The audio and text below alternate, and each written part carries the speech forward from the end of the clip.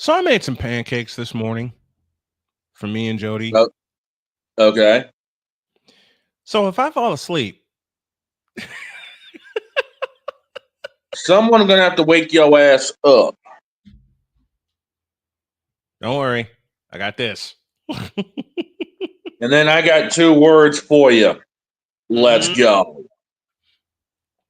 It's Thursday. Let's do this ish. Let's go. I can't do it. We'll do it live. Do it live. I'll write it and we'll do it live. Mister, will you please wake up, wake up, wake up, wake up, wake up?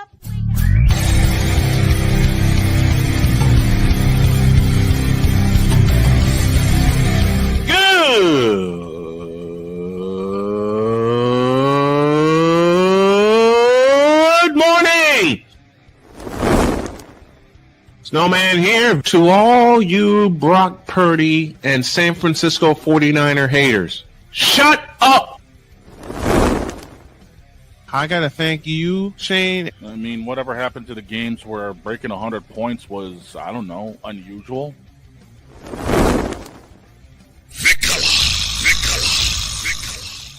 There was one word to sum up the All-Star weekend. Trays. Cause we take this job so serious. Splash Brothers, yes. Ray Allen, replace him with Steve Kerr. Reggie Miller, yeah.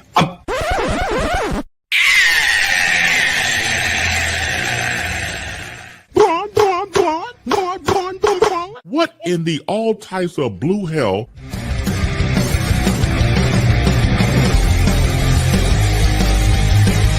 Oh, yeah!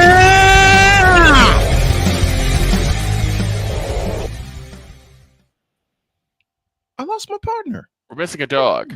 There's a lost dog. Where'd the dog go? There's a lost dog. There's a lost dog here. There he is. Good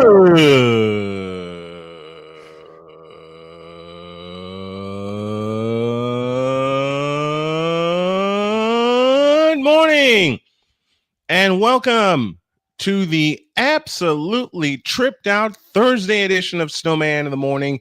We are happy to have y'all with us. This first hour is powered by Wanna Parlay, the world's richest parlay.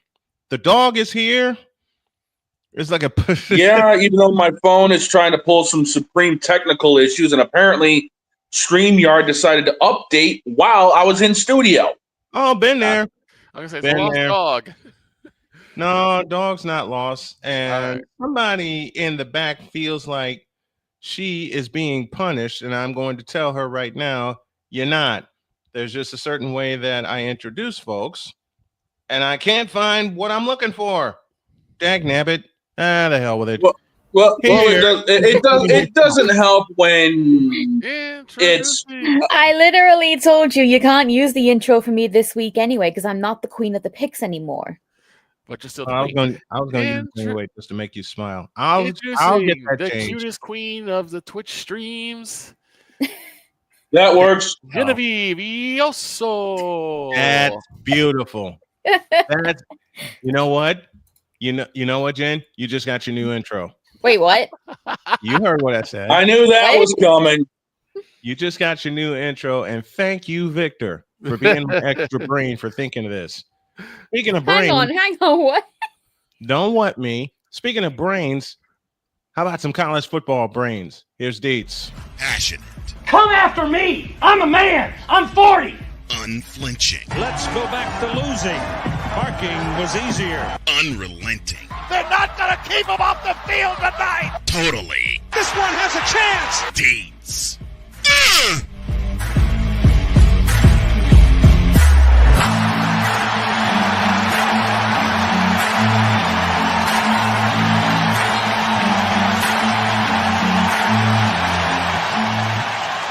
That's not just a murmur. That's a full-blown fibrillation.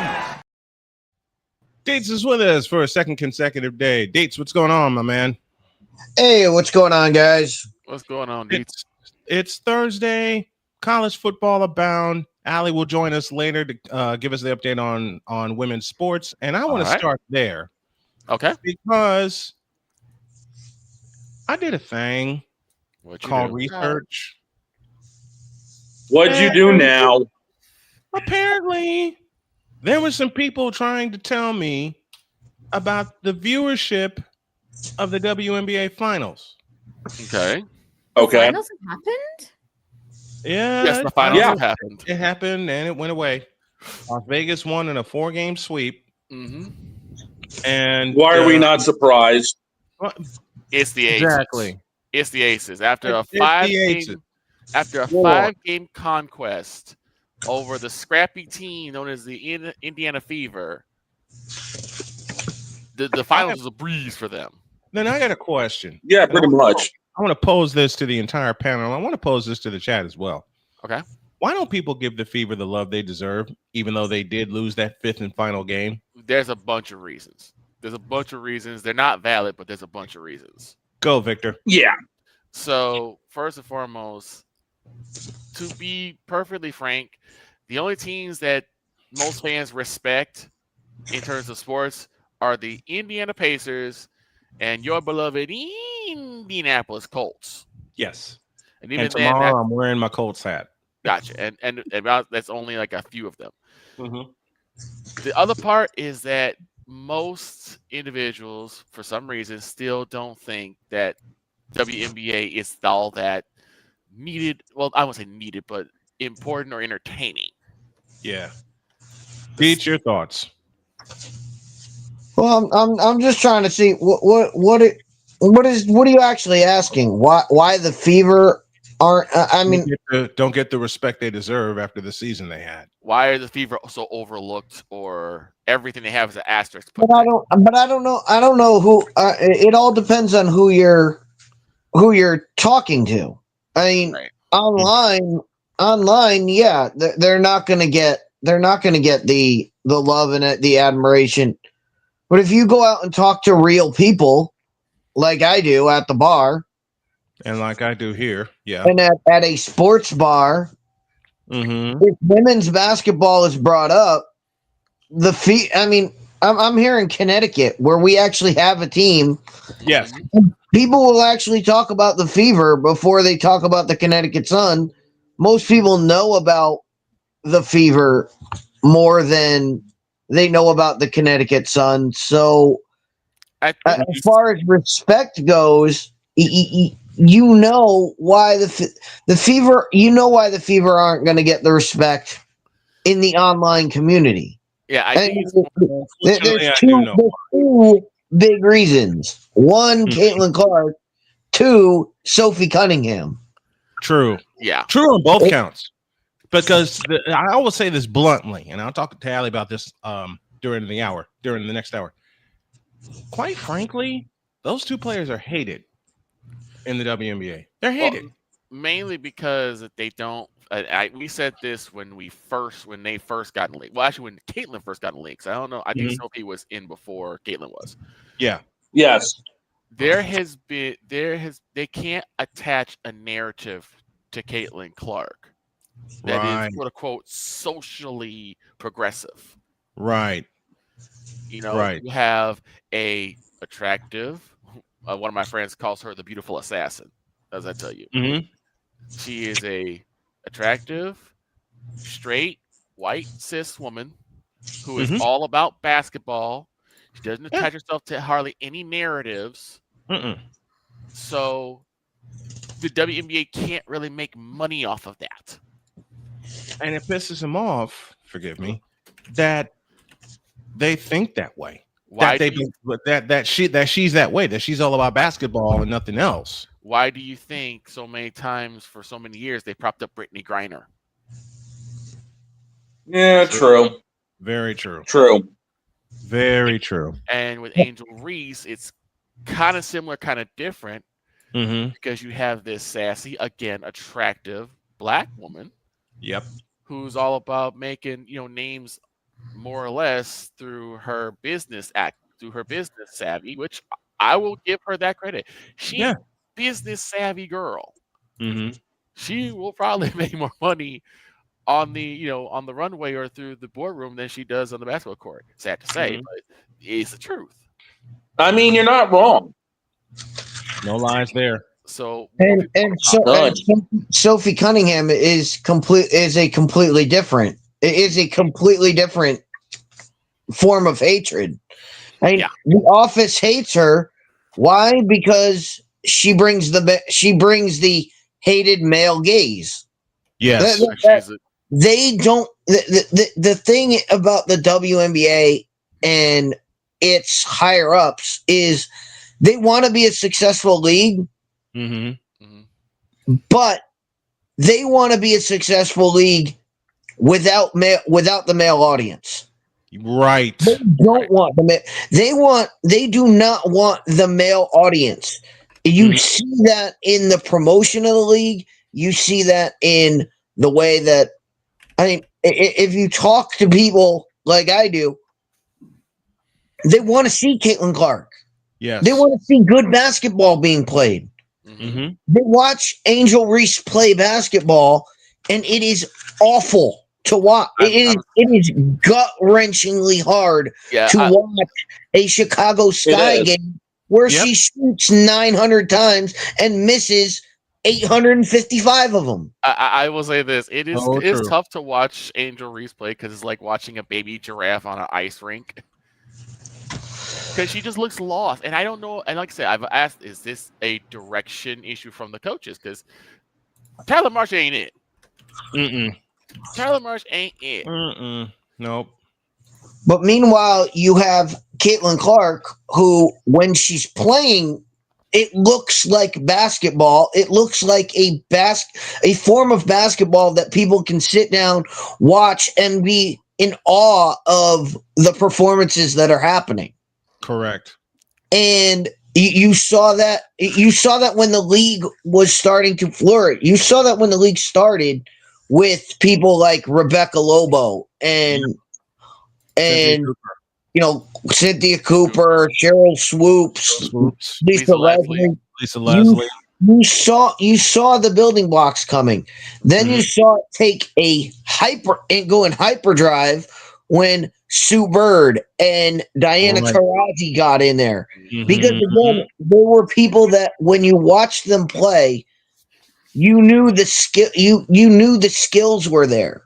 Yes, it was interesting to watch them play basketball. And that's the thing is that yes, these women are attractive. Most men stay because, damn, that's some good basketball.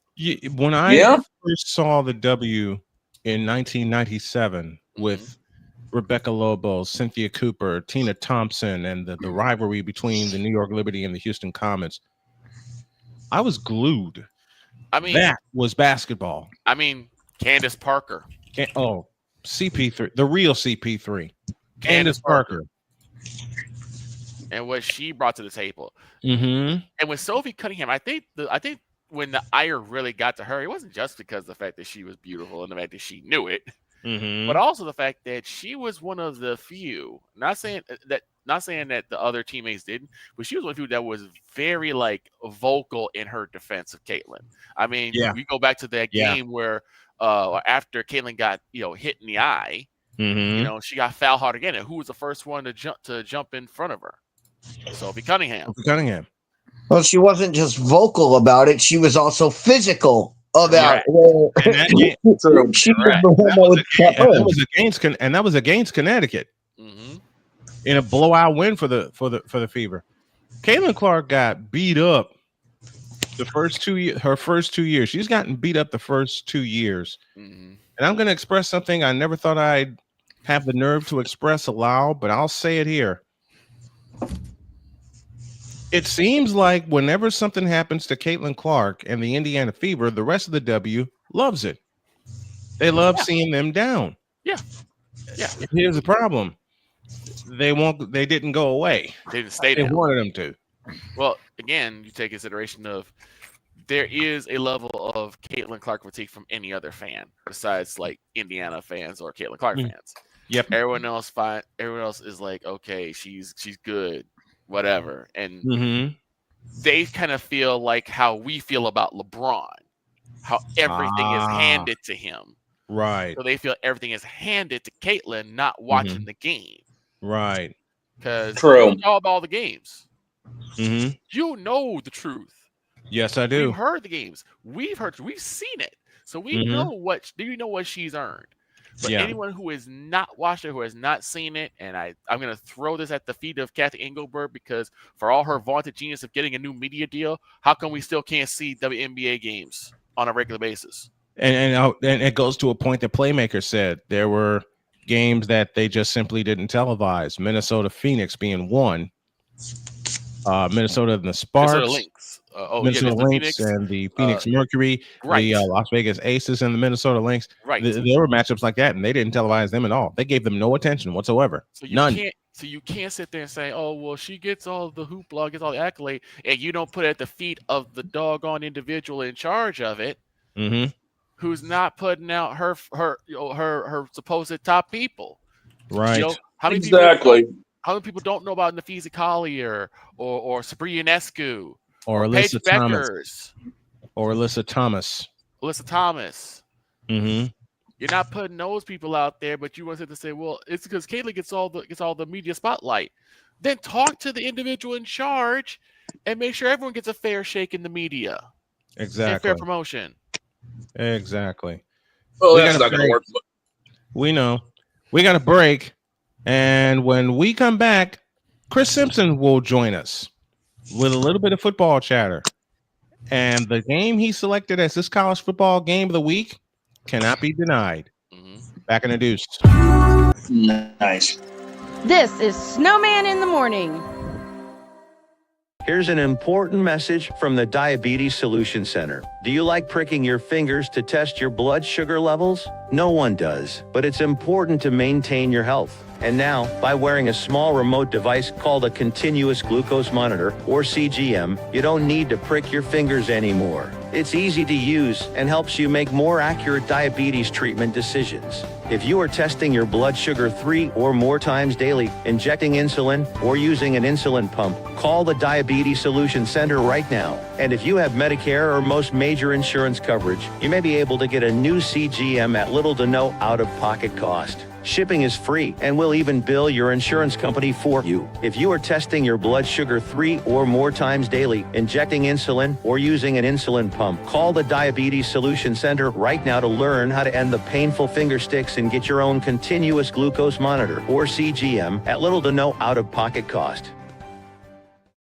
Are you waking up in the morning with a sore jaw, headaches, maybe even ringing in your ears, all because you're grinding and clenching your teeth at night?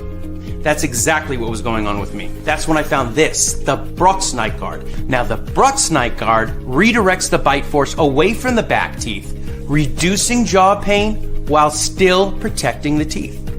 This unique design is what makes Brux Night Guard different from all other traditional grind guards. Go to BruxNightGuard.com and order yours today. SeatGeek is the ticketing app for fans like Boomstick Lady. No free throw is safe from the roar of her sticks. SeatGeek helps her find a seat in the direct eye line of the shooter so she can sit where her boomsticks make the biggest boom. Everybody okay? SeatGeek handles the tickets to sports, concerts, and more, so fans can fan. Hey everyone, I'm joined by my old friend, Mr. Ellis Williams, AKA Mr. Biggs. You called me and you told me, you said, man, I got Car Shield and it worked. What made you get it? I have this old SUV and I know the manufacturer warranty is about to run out. I didn't want to get stuck with expensive car repairs. Right. So I gave Car Shield a call. Coverage was very affordable and there was no long-term contract. A few months after that, transmission went on my car. I took it to my mechanic, they called Car Shield and saved my family and I $2,400. Car Shield is America's #1 auto protection company. Their administrators have paid out over $1 billion in claims and cover most vehicles from 5,000 to 150,000 miles. You'll receive 24/7 roadside assistance, courtesy towing, rental reimbursement at no additional charge. Give Car Shield a call today before it's too late. Remember, Car Shield cars go farther. Protect yourself now against expensive auto repair bills. Call 800-513-9263. Because we take this job so serious. And at number one, God help me, Taylor Williams. Obviously, Josh Allen. I'm sorry. Caleb Williams, shut your mouth. It was. Boy, you better shut up. What in the all types of blue hell? This is Snowman in the Morning.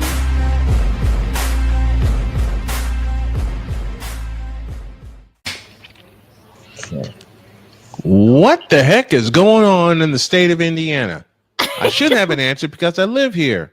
But then the Hoosiers proved me wrong again. Let's talk about it. Here's Chris.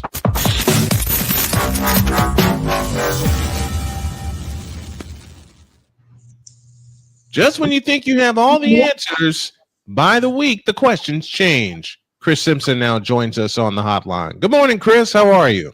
Good morning. How's it going, man? How you doing today? Happy Thursday. Happy Thursday to you.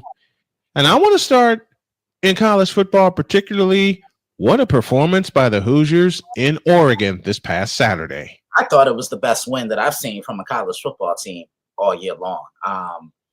Kurt Cignetti is the real deal. And you remember what I said last week when we were looking ahead to this game?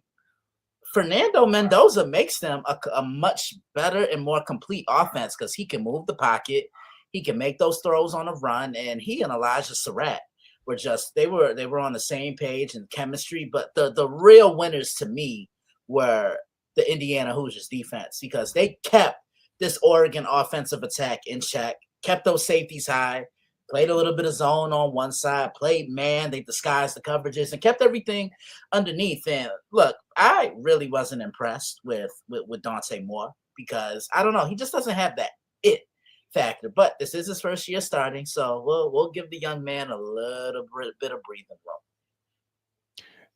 But that Indiana defense spoke volumes to me. Suffocating. Saturday. I mean, when you hold a high-scoring Oregon team to 20 points and you hold them scoreless for the final 10 minutes of the ball game, Indiana is ranked number 3 right now, and they deserve to be there. They really do, and I think they may be playing in that Big Ten conference title game that first weekend in December. And I say that because I don't want to say their schedule is relatively easy, but they avoid Ohio State. They avoid Michigan. Right now, the only thing that's getting in their way of a trip to the Big Ten title game is themselves, whether it's a major injury or a slip up down the road. But dare I say it, is this Indiana team better than what they were a season ago? You told me to watch the quarterback. Yeah. I paid attention to that quarterback all game long. And the one word that you and I preach about, having played the sport, is composure. Fernando Mendoza had a lot of it. And patience mixed with that. He was not afraid. And remember, I think this also kind of played factor into the game.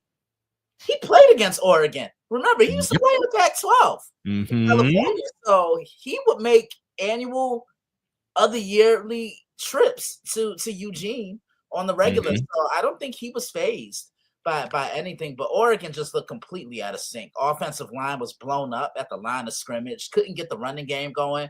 And you and I talked about this last week, Snow. Where was Kenyon Sadiq? He was my X factor for this game. You know, not your typical tight end. He's almost like a wide receiver built in the body of a tight end. Very quick, very fluid. Knows how to operate well in space, moves well with the ball in his hand, and yeah, he didn't really have an impact on this game like I thought he would. He didn't have an impact like I thought he would. And now Indiana, coming off of that win, hosts Michigan State in what could be described as a classic trap game, but I don't think Indiana's going to fall into that trap, especially given the fact that it's at Memorial Stadium in Bloomington, a place very familiar not only to myself, but to my beautiful bride. She's looking forward to this game to see just how far the Hoosiers can go. Yeah, and I think they're going to start early. They're going to run the football. They'll get the ball to Elijah Surratt, and I think that defense is just going to be a little too much for the Spartans. I think Indiana wins this game.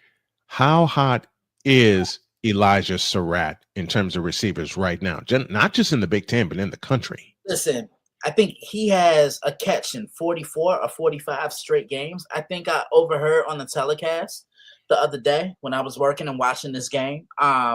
look, Fernando's going to find him, and he's comfortable now. Remember, he was on this team last year, if I'm not mistaken, and now, like, you know, he's one of the leaders of this offense. I think this offense goes as Fernando and Elijah go.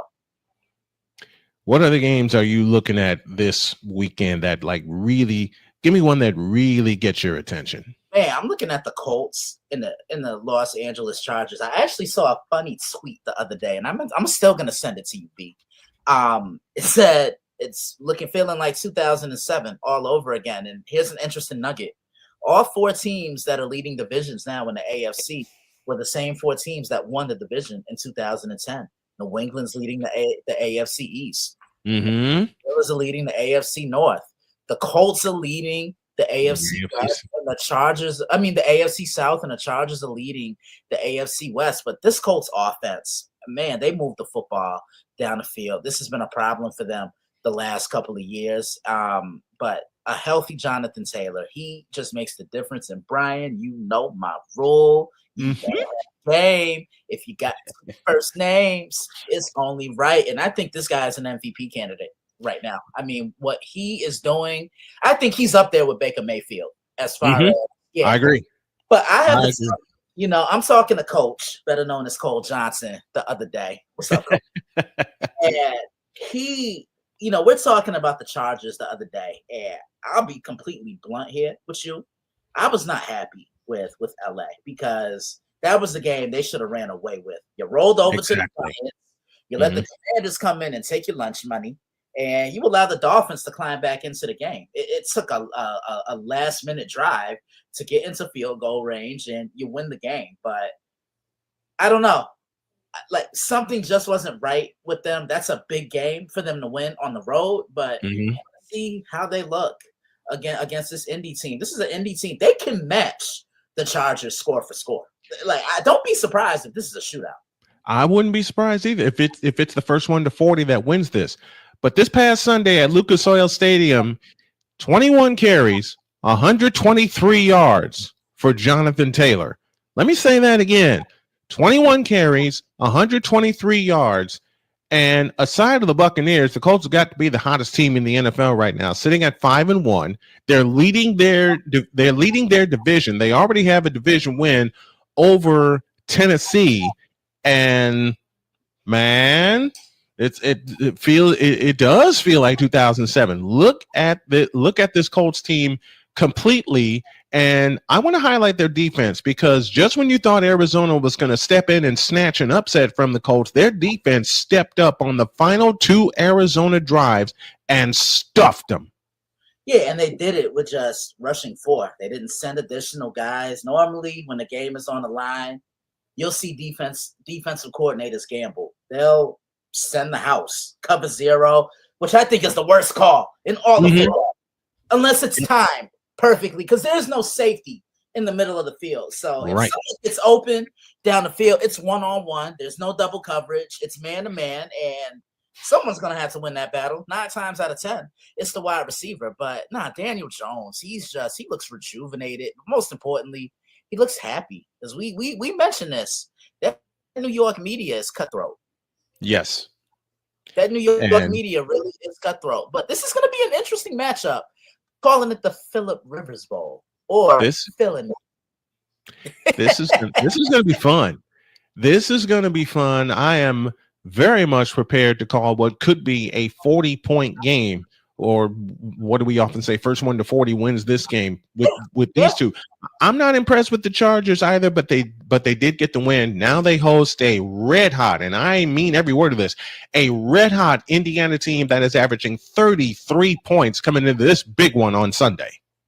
Yeah, and remember, the Colts were just playing at SoFi a couple of weeks ago. Remember, they lost to the Rams, so this is their second trip in, 2 or 3 weeks, if I'm not mistaken. I think this game's going to be won at the line of scrimmage. You know, what are the Chargers going to do to try and limit Jonathan Taylor and dare Daniel Jones to beat them? And I like these weapons that Indy has. Alec Pierce, Josh Downs, Michael Pittman, but I think the guy that's going to be the X factor in this game, it's another one, Tyler Warren. Oh, you know my rule. You better have game. If you have 2 first names, you better have game. And boy, anybody who has paid attention to my coverage of the Colts this year, and I know you're one of them that has.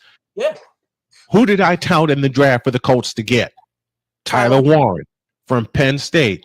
And man, does Dallas Clark ring any bells right now? Reminds me a lot of him. He kind of brings that old school feel, just a wide catch radius. But the thing I like about him, it's what he does without the ball. The little things that don't impact the stat sheet. He can block. He doesn't mind getting his jersey dirty. He can pick up blitzes. They use him in so many ways. So, yeah, I'm excited for what this kid's future is going to be at this level because he was great at Penn State. I'm sure they'd love to have him now, Brian. Oh, yeah.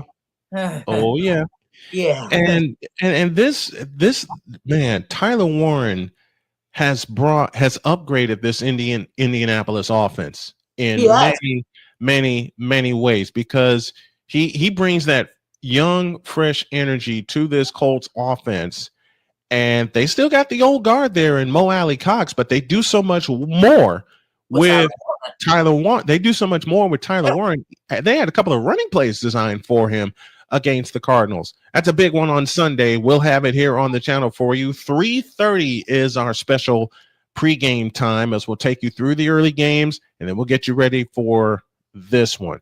One of the ones you want to look at. Yeah, let's go to Minnesota. I'm looking at the Eagles and the Vikings. I actually previewed this one on the website today. And Brian, I'm just going to come out and say it. The 4-2 record means absolutely nothing. Thank you. Right now, because I'm a proponent of not going by records, but overall performance and play on the football field. And the play has not added up with their record. Because I look at the Eagles, they should have more than the 2 losses that they have right now. Absolutely. Lost to the Rams. The Rams gave them that game on a silver platter with a bow on top of it. Should have lost to Tampa Bay because you only played one good half of football. But see what happens when you toy with hot food, and it caught up to them against the Denver Broncos, and they were just absolutely punched in the mouth against the Giants last Thursday night in East Rutherford. But when I look at the Eagles, they got to get Saquon going somehow, and I think this could be the game that they do that because Minnesota's defense, for as great as they are, sometimes they can be a little too aggressive. And when you're a little too aggressive, you can pay for it. And I think if they can get the running game going, that can allow Jalen Hurts to use his RPOs, use play action. Man, I find different ways to get A.J. Brown the ball. Line him up in the backfield. Line him up in the slot. Get the ball in the hands of your best playmaker. Plain and simple. And who's going to be the starting quarterback for the Minnesota Vikings? I see what Kevin is doing. I think he's going to announce it 15 minutes before kickoff. Watch. Yep. I'm not surprised. Yeah, I'm not surprised either because that's how you kind of have one up on your defense. And I don't think Jalen Carter is playing in this game, so that's going to be really interesting. But I want to see Minnesota. Can they get pressure and can they contain Jalen Hurts? I think that's what this is going to come down to. Who can win the edge? And Nolan Smith is going to be key for the Philadelphia Eagles. And on the other side for Minnesota, watch for Jordan Addison. You can't double everybody. Justin Jefferson is going to command all the attention in the world, and that's going to leave a lot of one-on-one leeways for Jordan. All right, give me one of the college before we go to break. Give me one of the college ranks you want to look at. Oh man, come on, man. Let's go to Athens, baby. Ole Miss, Georgia. Come on, man. Is there really anything else? Ole Miss in Georgia, and Ole Miss took Georgia's lunch pail last year in Mississippi. 28-10. Yep. 28-10. Yeah. I'll never forget it. I think we called that game, B. I think we did. We did that game. Yeah, I think we did call that game. But now I'm looking at this one, man. Lane Kiffin, Kirby Smart, 2 of Saban's former assistants, and man, can Georgia get back to the basics? Can they run? Because this Ole Miss defense, they're suffocating, they're physical, they're stingy, they're aggressive. But man, what version of Gunnar Stockton are we gonna get in this one? I'm really looking forward to this. Ole Miss, I saw what they did against LSU a couple of weeks ago, and if they could get a win against Georgia, I think this will be the best win of Lane Kiffin's coaching career. That's a 3:30 kickoff. We'll already be going with our HBCU game of the week. And I want to take a quick peek at that one. The one that we're going to do is Tuskegee and Albany State from Albany, Georgia. That's a 1 p.m. kickoff Eastern time. You got two teams that are like right in the middle of the road. One of them has to snatch this identity, and you're looking at the road team to have that kind of game. That's the one we're starting with at 1. Then of course we go into the Pulse at 3. Ole Miss in Georgia, 3:30 is your kickoff time from Sanford Stadium. And folks, I promise you, Chris and I are going to hop in the booth before this season is over. I promise you that. That's a guaranteed fact, and I can't wait, man. One of the joys has been being able to work with you and call the game, and most importantly, kind of be a teacher of the game. You know, I want people to listen and say, hey, you know, I learned from those guys. You know, one guy was smooth with his play-by-play delivery. The other, he taught me more. I came into this game looking at football, and I leave watching this game a lot more differently than I did when I came into watching it. So yeah, calling games is fun. You know, just being able to talk the game. And even when I take phone calls from Monday Evening Quarterback, I say, look, let's just pretend it's us getting a bite to eat. You know, it's me, it's you, and it's 1,000 other people. And I say that purposely to kind of get them nervous, but no, don't even think about it. Right. The game that Chris and I did last year was Georgia and Texas. From Darrell K. Roy Memorial Stadium in Texas, you know, 100,000 people there, and Georgia punched Texas in the mouth. Could we see a return game? Could that be our return? We will keep you posted. Chris Simpson joins us every Thursday morning to break down the best in college and pro football. Good ones to look at. Remember, Ole Miss in Georgia, 3:30 Saturday afternoon from Sanford Stadium in Athens, inside of the College Football Pulse. My brother, I thank you so much. I love you dearly, and I can't wait to strap the headset on with you again. Much love. Thank you. Have a great rest of the show. You know we'll be talking during these games, man. Have a great call this week. Check my man out, Indianapolis, Los Angeles Chargers. I actually previewed this game on the site tomorrow. Yep. So be on the lookout for it. It's going to be a good one. Thank you, Chris. Appreciate you. Talk to you soon, B.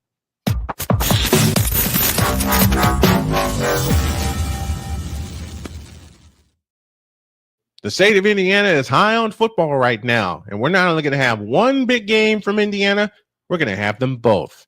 Hoosiers of Michigan State, 3:30 Saturday inside of the Pulse, and then Sunday at 4:05, it's the Chargers hosting the Indianapolis Colts from SoFi Stadium in Southern California. Got a break, and we got more stuff for you in a deuce. This is Snowman in the Morning. Here's an important message from the Diabetes Solution Center. Do you like pricking your fingers to test your blood sugar levels? No one does, but it's important to maintain your health. And now, by wearing a small remote device called a continuous glucose monitor, or CGM, you don't need to prick your fingers anymore. It's easy to use and helps you make more accurate diabetes treatment decisions. If you are testing your blood sugar 3 or more times daily, injecting insulin, or using an insulin pump, call the Diabetes Solution Center right now. And if you have Medicare or most major insurance coverage, you may be able to get a new CGM at little to no out-of-pocket cost. Shipping is free, and we'll even bill your insurance company for you. If you are testing your blood sugar 3 or more times daily, injecting insulin, or using an insulin pump, call the Diabetes Solution Center right now to learn how to end the painful finger sticks and get your own continuous glucose monitor, or CGM, at little to no out-of-pocket cost. Are you waking up in the morning with a sore jaw, headaches, maybe even ringing in your ears, all because you're grinding and clenching your teeth at night? That's exactly what was going on with me. That's when I found this, the Brooks Night Guard. Now, the Brooks Night Guard redirects the bite force away from the back teeth, reducing jaw pain while still protecting the teeth. This unique design is what makes Brooks Night Guard different from all other traditional grind guards. Go to brooksnightguard.com and order yours today. 'Cause we take this job so serious. Well, that game sucked. What in the all types of blue hell? This is Snowman in the Morning.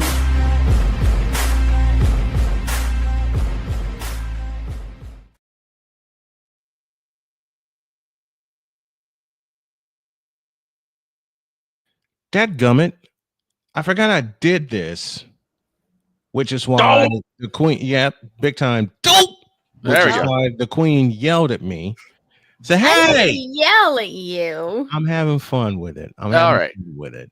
And it's like, but during that segment, which y'all know I tape in advance with Chris, my little sis Queen Jen barked at me.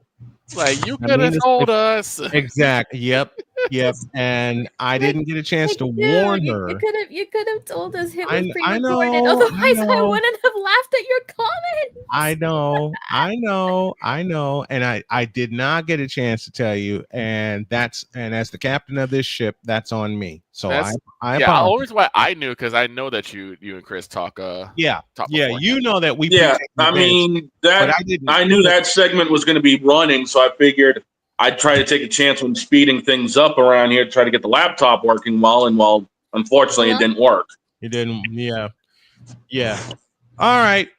Speaking of football, speaking of college football, I know I already introduced him, but it's proper I do it again. Passionate. Come after me. I'm a man. I'm 40. Unflinching. Let's go back to losing.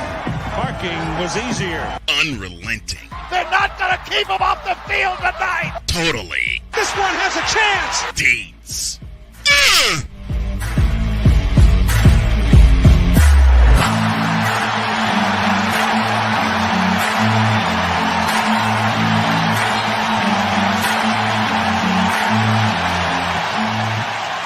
That's not just a murmur, that's a full-blown fibrillation. All right, Deets. I want to start with the worst of the week because the BYU Arizona game had referees that, according to Deets, and I agree because I saw the thing, needed to be fired. So, to do this properly, as we did most of the day yesterday, guess what? If I can find it, here it is. Deets has a few don'ts of the week.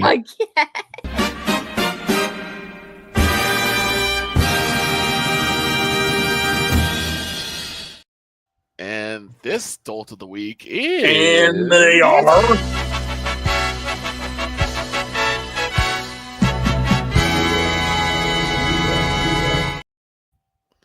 The refs in Tucson, Arizona. Deets, take it away. Well, they were just they were so awful on a few drives and the key drives of the game. It was amazing. There was one drive, I remember BYU had the ball. They were getting off the field. It was 4th down, and they called the guy for targeting.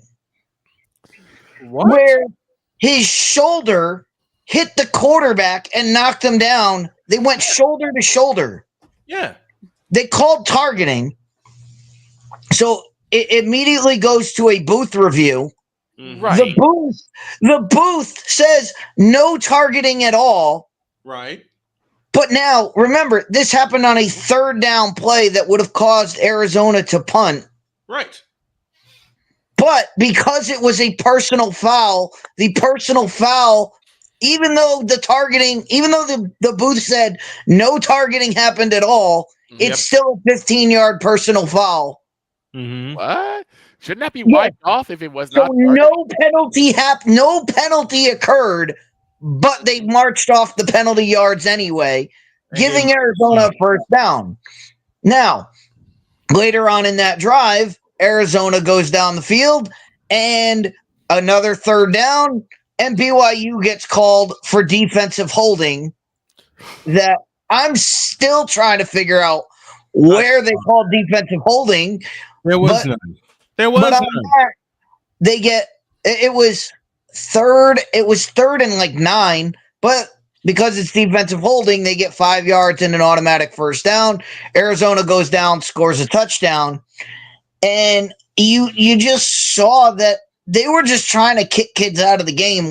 They had already kicked a kid out of the game prior to the other targeting call. And that's what gets me is throwing kids out of the game for making a football play. I understand if a guy spears somebody or if they do something absolutely insane, but if a guy just happens to hit another player in the head, that happens in football. It's a consequence of the game. Yeah. You can't throw kids out of the game for that. To throw someone out of a game, the threshold should be immaculate, because you're talking about just totally gut wrenching these teams. And then, of course, Chase Roberts caught a touchdown in the end zone. Mm-hmm. One official came in and signaled touchdown that was right on top of the play. The official behind him said incomplete. Well, the ball didn't go behind him. How did he see that play? Right. He can't see that play. Mm-hmm. So there was no way he could have made that call unless he said, but the guy closest signaled touchdown. The guy farthest away signaled incomplete. I'm going with the guy who's close, right up on top. Exactly. It's like a situation where one umpire calls a check swing and the other one says he went around. Like, wait a minute.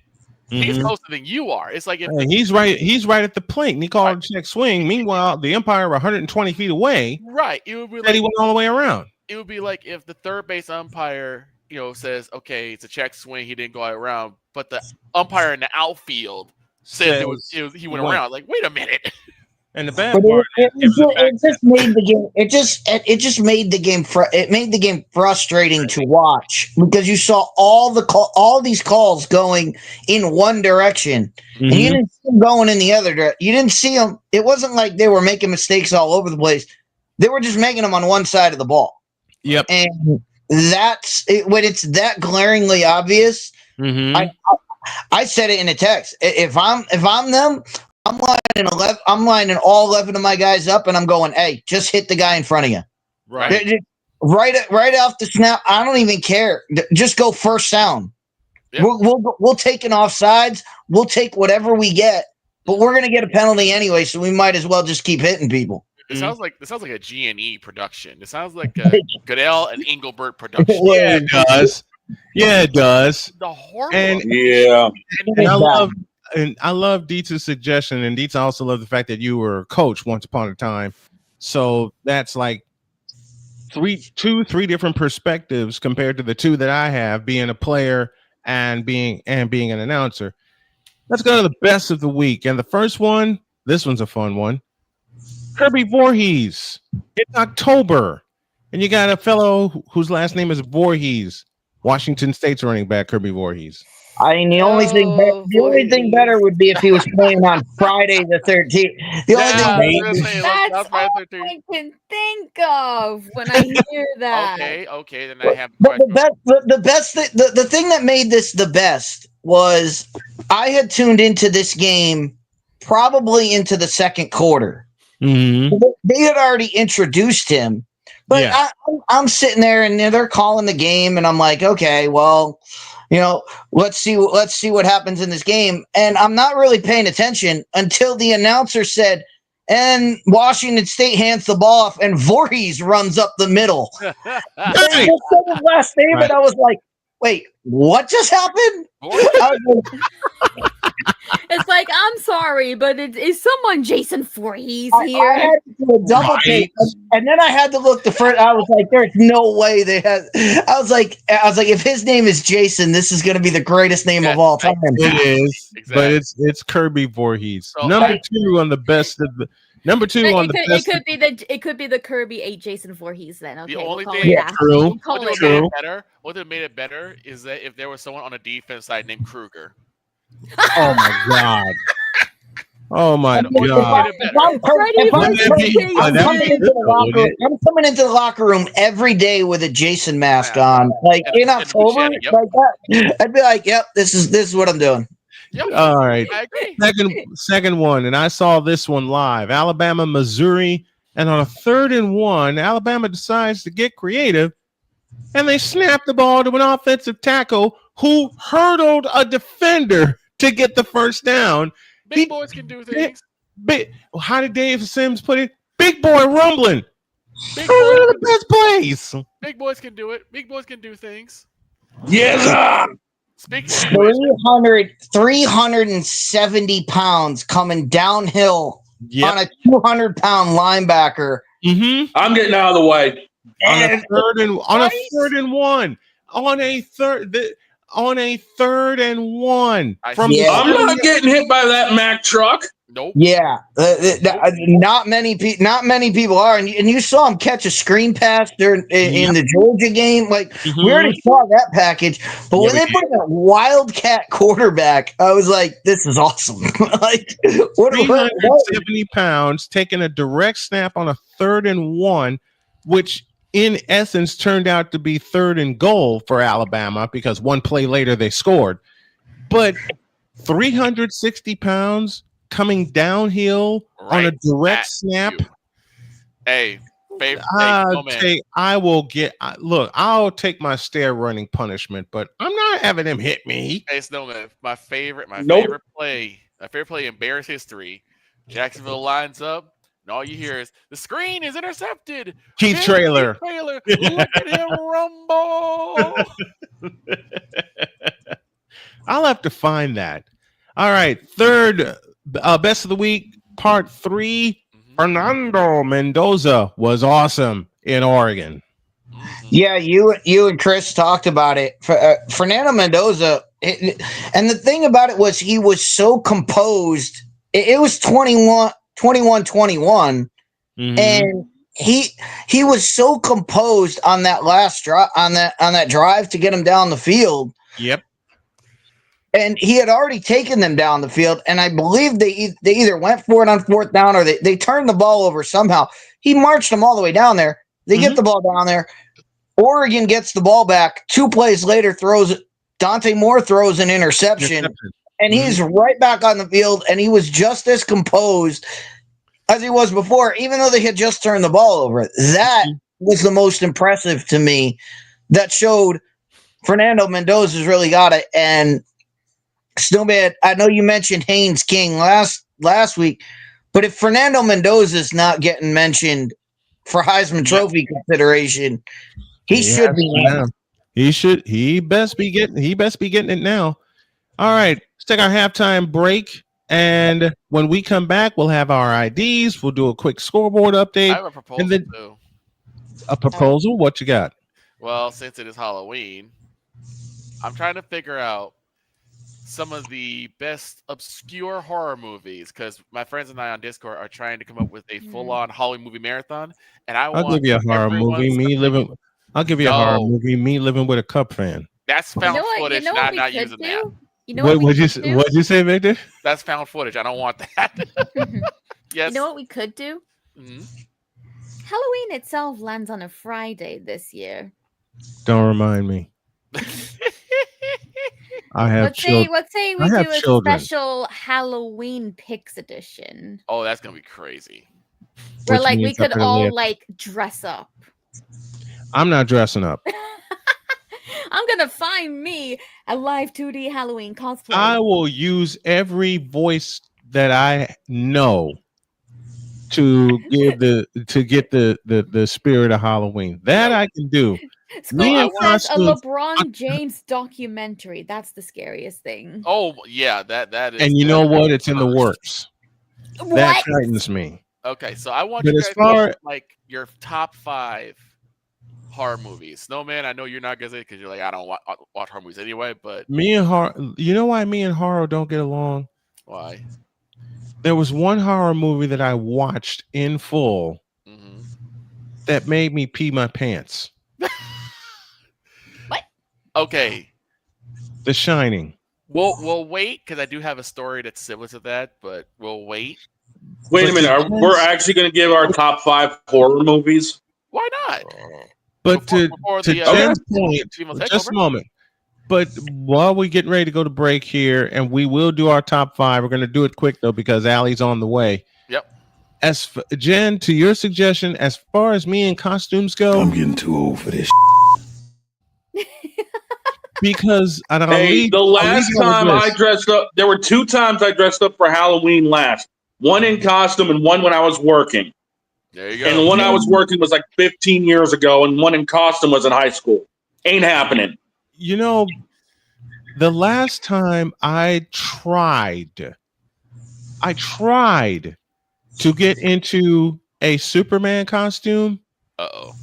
I was 16 years old in the costume, and I remembered I was 6'4". Too tall. The last time I went to dress up for Halloween was high school, and I went as the Doctor of Thugonomics, John Cena. You know what? That's a good costume for you. Me and costumes don't get along because I have long legs. Yeah. Because when I tried to dress as Superman as a junior, everybody in my class convinced me, hey, look, Snowman, you need to be Superman. No, I don't. Right. It's bad enough I get busted wearing a hat in school. I don't want to be Superman. No. But I got talked into it. When I was a kid, my go-to Halloween costume was whatever jersey I had in my closet.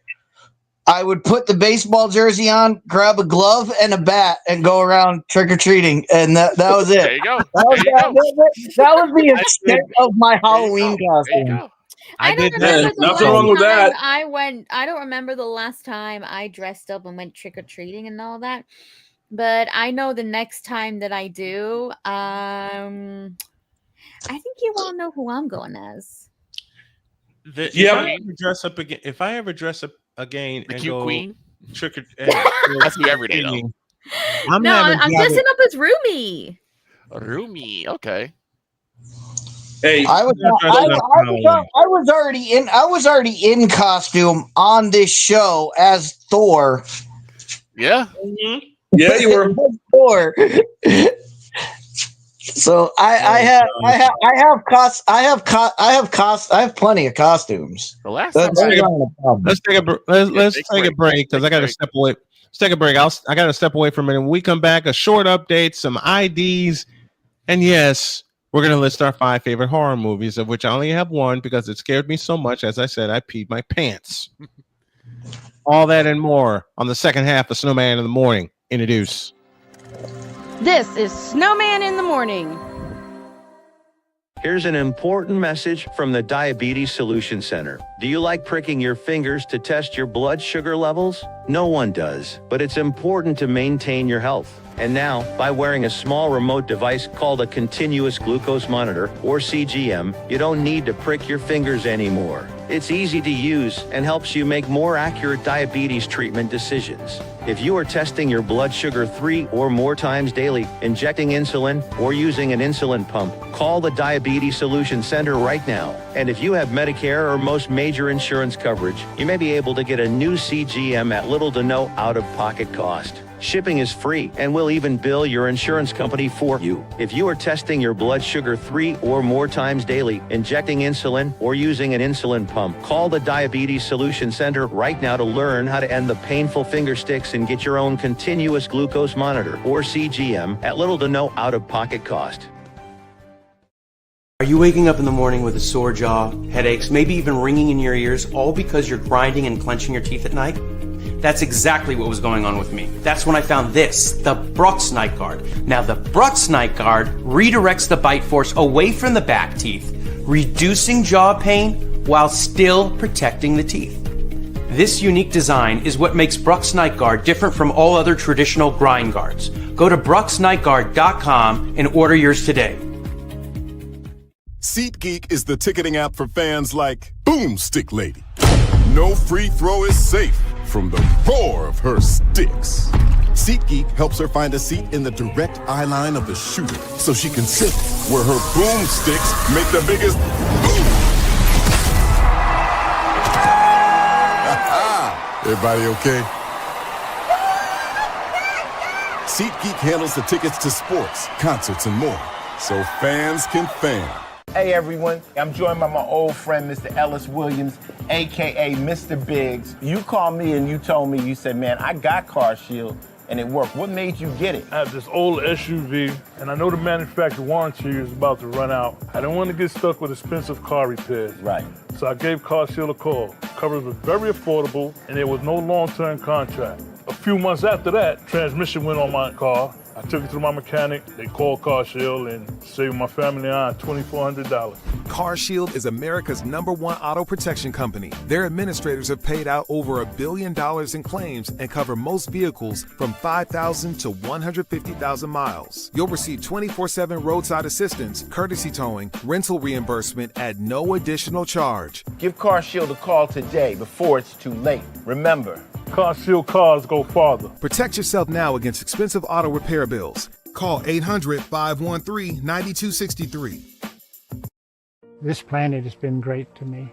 It's given me gifts that I can't even explain. It's given me adventures and memories I'll never forget.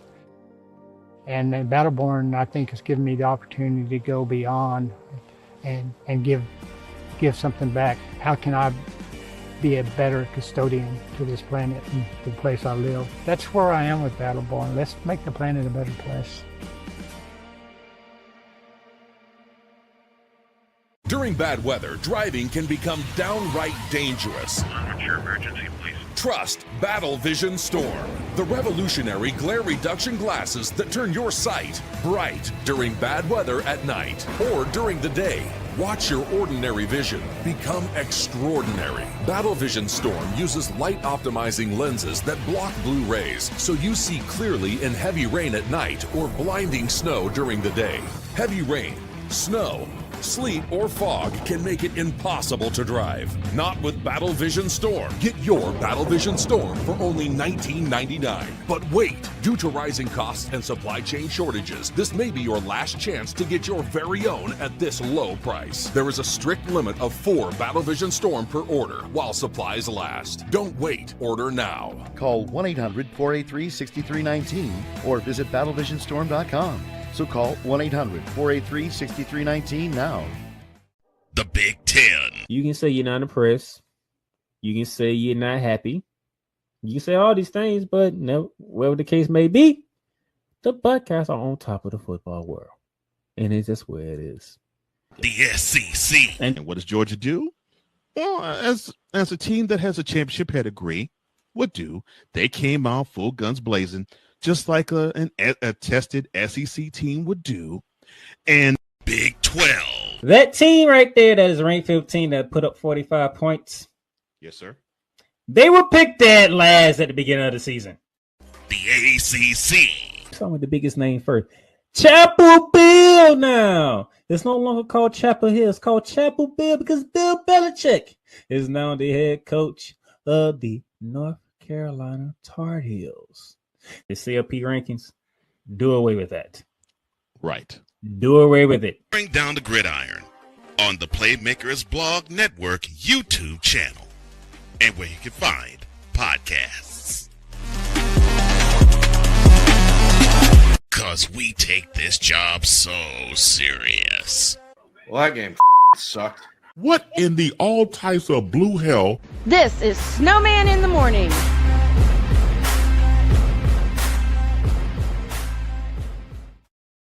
$11:04 is our time here, 4 minutes after the hour, and proud I am to say, and Shane has said it for me before, we owe you an ID. This is Snowman in the Morning. You're listening to WJKS-DB, your Hoosier Sports Home and Indiana Sports Hub play-by-play voice.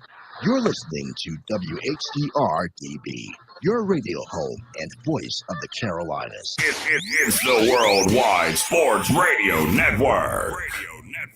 You're listening to WQVZ, 1700 AM Mission Radio. Me and the Lord, we got an understanding. We're on a mission from God. Woo! Have mercy. 5 after the hour. Allison Moran is on the way. So is A Pizzle. And as a matter of fact, speaking of the First Lady of Snowman in the Morning, here she is.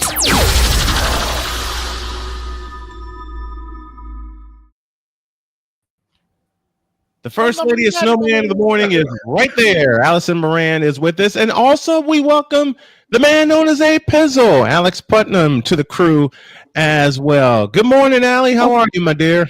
I am doing great. Man, I love that title. First Lady of the Morning. I love that. And that is, my heart is just going a pitter patter.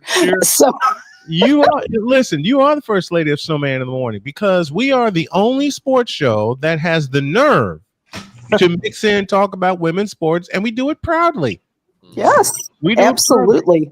We led off the show with something I know that's in your wheelhouse, and that is the inflated numbers of folks watching the WNBA finals versus the actual number of folks watching the WNBA finals. And folks, if you don't know Allie, every one of us digs into our research, but when we have her on each week, there's a stack of notes about this high, and I've seen it because I've covered games with her.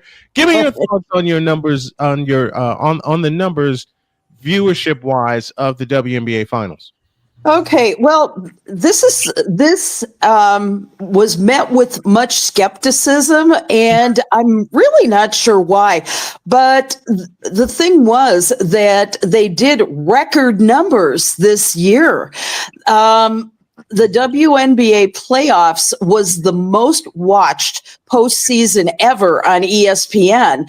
Through the 24 games, the postseason averaged 1.2 million viewers, and the finals averaged about 1.5 million viewers, marking the second most watched finals ever on ESPN platforms. And that is the best numbers put up since the Houston Comets and New York Liberty back in 1997, where it was a winner-take-all Game 1 championship, Game 1 and only. Yep. And that was after the games. They averaged 1.54 million viewers. And the thing is that I saw some of the crazy comments. They're like, one of them said, "That is a lie. I assure you, they didn't have that many viewers. The stands were empty as hell, and they couldn't even sell $6 tickets." I'm going, what game were you looking at? Exactly. What game were you looking at? I can honestly tell you. By a bronsexual. Yeah, I can honestly tell you that from the games that I covered Indiana Fever all year long. They sold out every single place where they played, including TD Garden in Boston. They sold out the American Airlines Center in Dallas. They sold out the United Center twice. Yes, they did. They sold out. Yeah. Thank you, Pizzle. 2 times. Sold out the United Center twice. 19,600 for the first one and 20,100 for the second one. And that was without Caitlin Clark. Yeah, I mean, Think about it. All these people want to watch women's basketball. They want to watch it at a very high level. They got it. I don't understand. It's kind of like Donald Trump in the 2020 election. I can't believe 84 million people voted for Joe Biden. You know, I think that these people don't know what they're talking about. Either they really have blinders on. Either they just have the blinders on saying, I don't see it. I don't see it. No. It's kind of like they did. It's kind of like today's modern Lakers fan. I'll talk about that tomorrow. Like I said, it's like that's brought to you by a bronsexual. It is. It is. I can tell you honestly that when I did Game 5 of the WNBA semifinals between the Aces and the Fever, one, I made sure I got some sleep because it was a 9:30 game, and I was in here working, and my wife pulled me away from the computer saying, "You got to get some rest. You got to get some rest."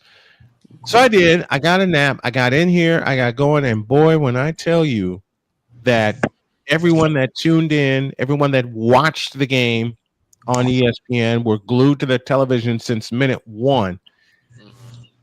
Yeah. That was crazy. And it marked the second time this year that the Fever raced back from a double-digit deficit to force overtime. The other time was against Connecticut, and they wound up winning that game. Mm-hmm. But the folks that tuned in particular to that series, and that was a series that Allie and I talked about offline, the numbers for that series was crazy. Yeah.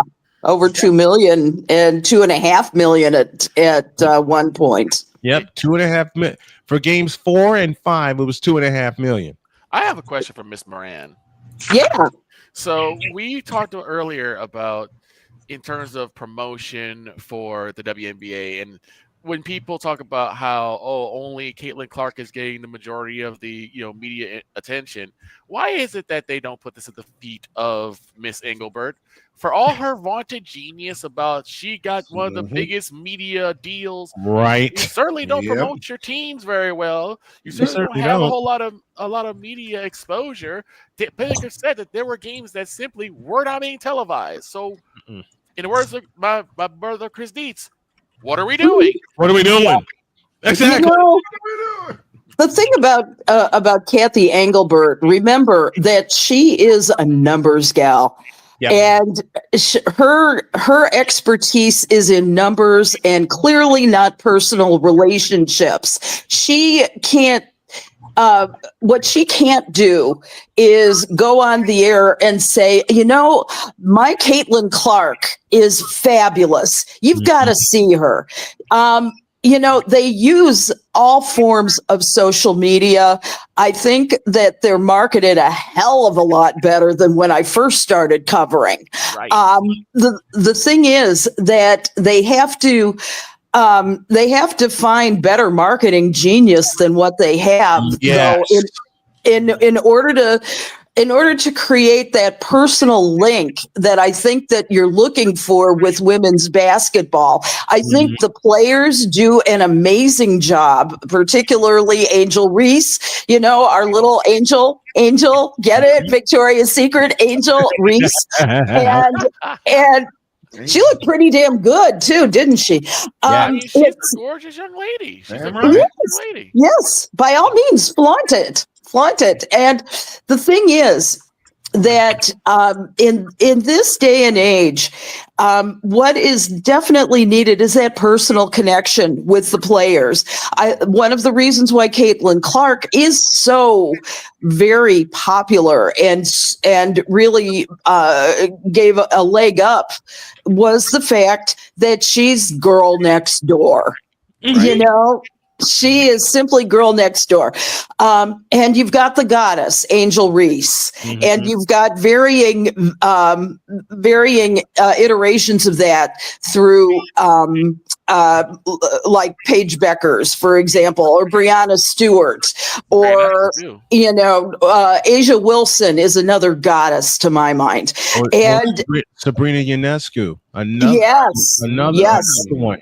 Let me go to Pizzle for a minute, because Pizzle and I had a conversation some time back about the marketing of the WNBA, and Pizzle posed a very simple question. What's that? Why don't you market your best players? Yes. Caitlin Clark, agreed. Paige Beckers, Asia Wilson. She does not protect or market her best players. Well, we had this conversation a while back when we talked about the NBA. How many, especially the 90s, you had Larry Johnson, you had Larry Bird, you had Magic Johnson, you had you had Alonzo Mourning and Michael Jordan. Why can't she do the same thing? Charles Barkley. Sir Charles. My favorite round mound of rebound. That's right. Yeah. You know what? The NBA marketed Sean Bradley. Yeah, they did. Dude, they were even marketing Sean Kemp. They were even marketing. I'll give you another one, and here's the name. I'm going to make Pizzle smile with this. They were marketing a fellow by the name of George Murasan. Seven of them. Remember him? Sure. They marketed him. So why can't Kathy Engelbert, take a lesson from this? Exactly. Get your notebook out, and Pizzle, I know you have yours. I got one for you. Yeah, and Shane, I know you have yours. Get your notebook out and take some lessons, will you? Throw it. Look at the stars of the WNBA right now. We've mentioned the biggest ones: Caitlin Clark, Paige Beckers, Asia Wilson, Angel Reese, and Sabrina Ionescu, Breanna Stewart. I mean, my goodness, you know how many millions you can just make off of that? Right. Players alone. It took someone that put little vignettes of the WNBA together that they ran during the broadcast to get the player's name out. Yes. Hello, Kathy. Lesson right there at your feet. Well, Allie, I said this earlier, and obviously we're gonna get Kathy Engelberg is the head of the snake, but it's that whole office. It's that whole office, and as I said before, when Allie brought up marketing, I don't think they have sports marketers in there because they're not marketing this league to sports fans. Right. They are trying to get. I don't know what audience they're trying to reach, but it's not sports fans. And like I said, I've had conversations with people at the bar while watching sports about the WNBA, and their sports people just aren't. They're not even aware that it's going on. Those are the people that this league, if they want to be successful, you need to get sports people involved. You need to get male audience, and you need to get women athletes. Those are the people you need to reach. Yep. I had a conversation with some folks at the Garage Pub and Grill where I was doing single each week. Same thing, and one of them asked me, they're like, "You're a sports announcer, are you?" I said, "Yes." Why don't they market to sports fans, folks that actually watch the sport? And as Pizzle said best, watch the games. It's like they've written off. Pay attention to Pizzle. You and I have said this all the time, and we talk about it during your show, Pain and Game Pick'ems. It doesn't matter what the sport. If you get sports fans, they'll watch. Well, it seems like they've not only written off sports fans, they've written off male sports fans, as if they're not going to even try. It's like, you'll give them some good basketball, they'll follow. Let me come to Pizzle. Let me come to Pizzle with this, because, like I said, Pizzle and I have had this conversation repeatedly, and I want to ask this. I'm going to ask this question. Yeah, Jen, go ahead and pop the soda pop, because here you go. I just did. I don't know if you've heard it. We heard it. Pizzle, why are they so afraid to market to men that love women's sports? I don't know. Your guess is as good as mine, dude. Because I have watched women's sports since 1982. That's when I got into women's basketball. That's when I got into softball. And I mean, I'll tell you, man, 40 some odd years later, I'm still glued to the television when it goes on. That's why I'm planning my women's basketball schedule as we speak. Let's stay in the WNBA. Allie gave me a note of CBA updates. And of course, the deadline is 15 days from now. It's Halloween. What kind of updates you got for us, Allie? Well, I tell you, one thing that is true of the CBAs is that they are long and drawn out historically as well. The last contract that they signed was in 2019, and it took them an extra 60 days to hammer out their deal. So my prediction here is that they are going to be extending this through the new year. I think it'll be before the contract. It'll be before they start with the preseason, but I'd look for it mid-January, early February. Yeah, that's where I would. That's where I'm predicting. Interestingly enough, you were talking about marketing, and that is clearly tied into salaries and everything else that goes on. Would you believe? Can you guess how much the bonuses were this year for the WNBA champions? I'm afraid of that number. Let's hear it. I don't. 22,908. That's it? That's it. I was going to guess 20K. Time out. This says Hall penalty flag on the field. Only 22,000 in the last team standing. Someone is almost 23,000. Now that is better, interestingly enough, than 5 years ago when it was $11,356 per player. Let's compare that to the NBA, where they shared a $12.4 million bonus. And even the Big Three championship had a $1 million bonus. Yep. And I mean, when you look at that, it's like, what? And now I'm expecting. How much did the WNBA take in overall? It's a percentage of what they took in, right? Right. Exactly. And you divide that between 12 players, roughly 11 players, and the coaches and whatnot. That's an interesting amount. To my mind, it's a pittance. It's nothing short, just a pittance. And the thing is that you've got to realize as well what the blood, sweat, and tears of all this is. And all of the injuries that happened. Oh my God, yes. Yeah.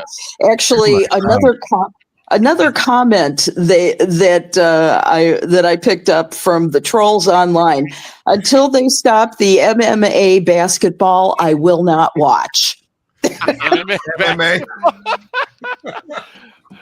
I gotta laugh at that.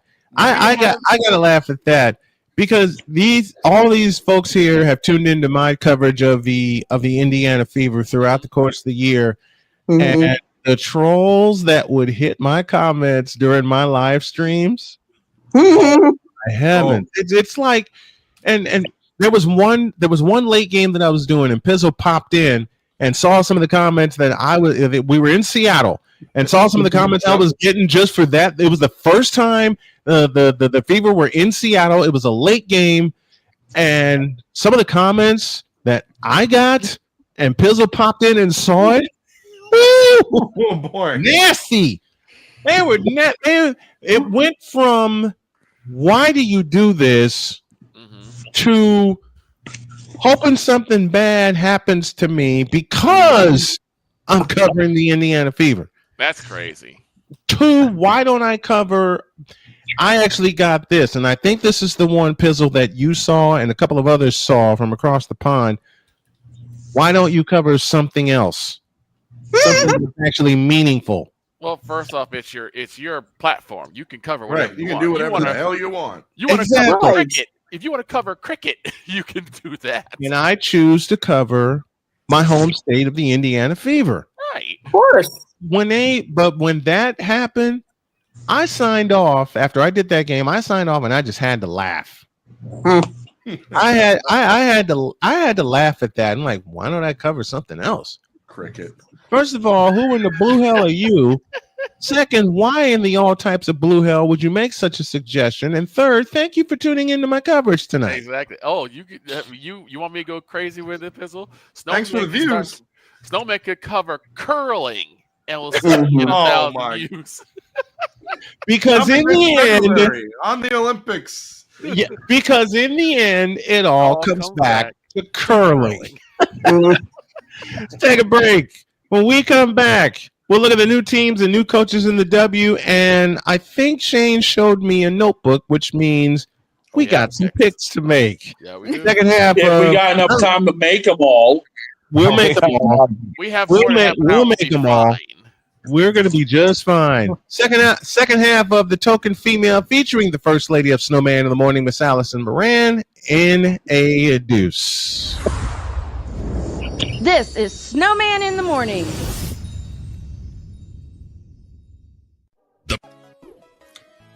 Ladies and gentlemen, how y'all doing?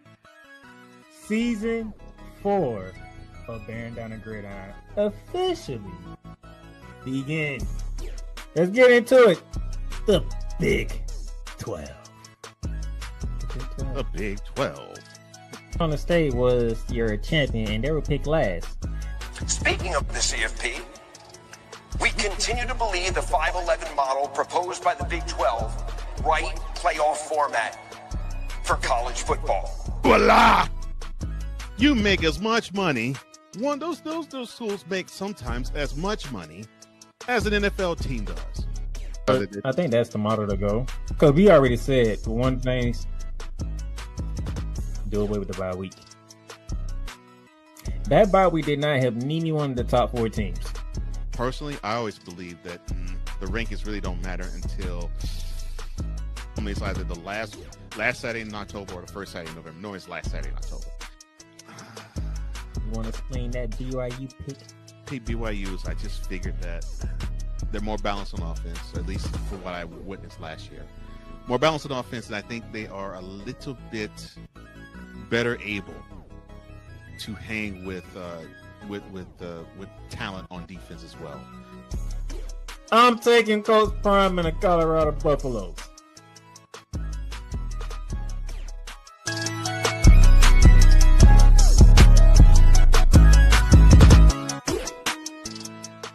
Join the trends because we take this job so serious. I don't have a suggestion as to anything but keep the bitch. Keep her. If she does not, wow. What in the all types of blue hell? This is Snowman in the Morning.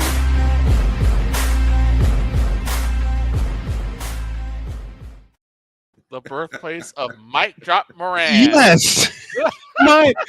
my wife saw that and she figured out what we were talking about, because at the time of that episode, we were talking about Kennedy Carter.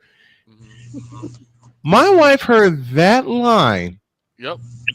Got up, walked away, and she says, I agree. Went in the bedroom, shut the door, and laughed her head off. Right. I couldn't help it. I got up and out of here, and I was laughing my head off for that. And then later on, when I was doing all the bumps, getting all the bumps ready, I knew which one I wanted Pizzle to do. I knew which one I wanted Jen to do. Dietz gave me one of the best ones with a simple question. What are we doing? Of course, y'all heard the one with Victor about talking about Gerald Jones. And then this one I had to find. I had to find this one. An award winner.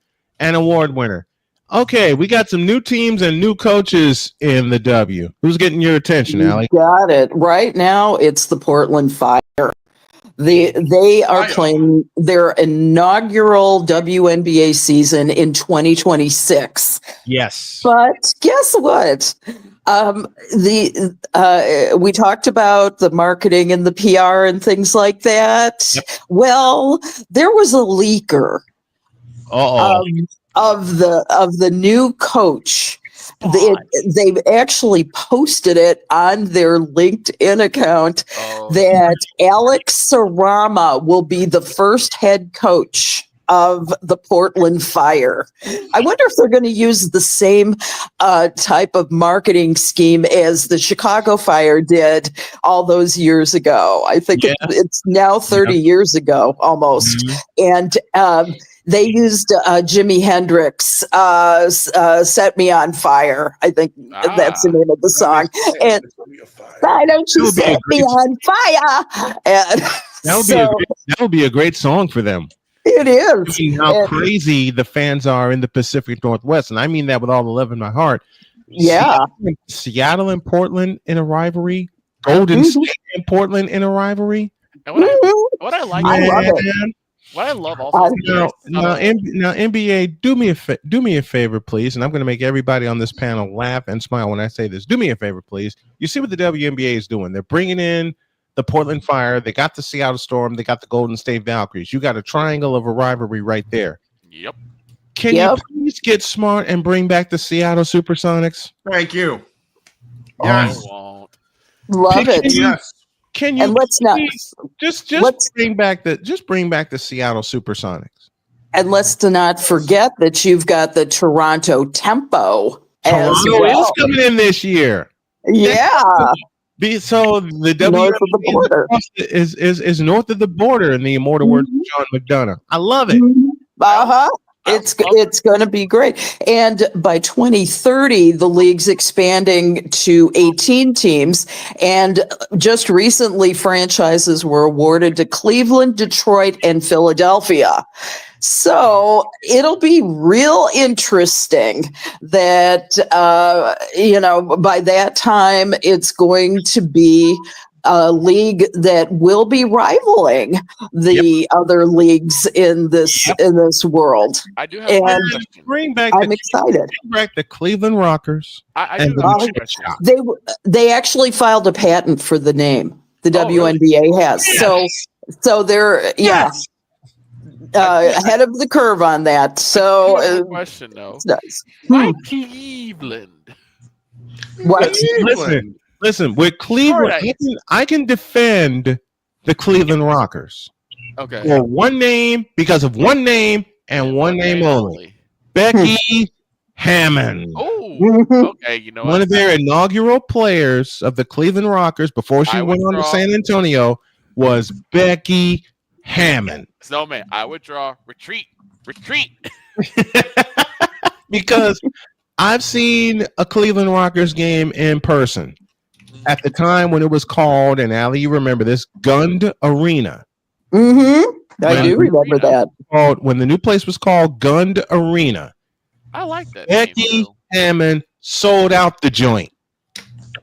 I like that name. I ain't gonna lie. I like that name. Gund Arena. Gund Arena. Gordon Gund was the former owner of the Cleveland Cavaliers. Unfortunately, he was totally blind physically.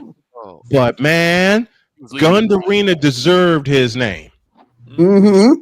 Now they blew it out and sold their soul to a sponsor. And again, I bring Pizzle in on this conversation. How many stadiums have sold their souls to sponsors? Hard Rock in Miami. Just look at the Dolphins. Yep. United Center. Hard Rock Stadium. When that joint was first built, it was Joe Robbie Stadium. Period. Still is Joe Robbie to me, damn it. It was Joe Robbie. It's wrestling's still real to me, damn it. Yeah, thank you. It was Joe Robbie Stadium and nothing else. I'll say this once I brought up the whole idea of like favorite horror movies or scariest horror movies for Pizzle. It's every Dolphins game this past year.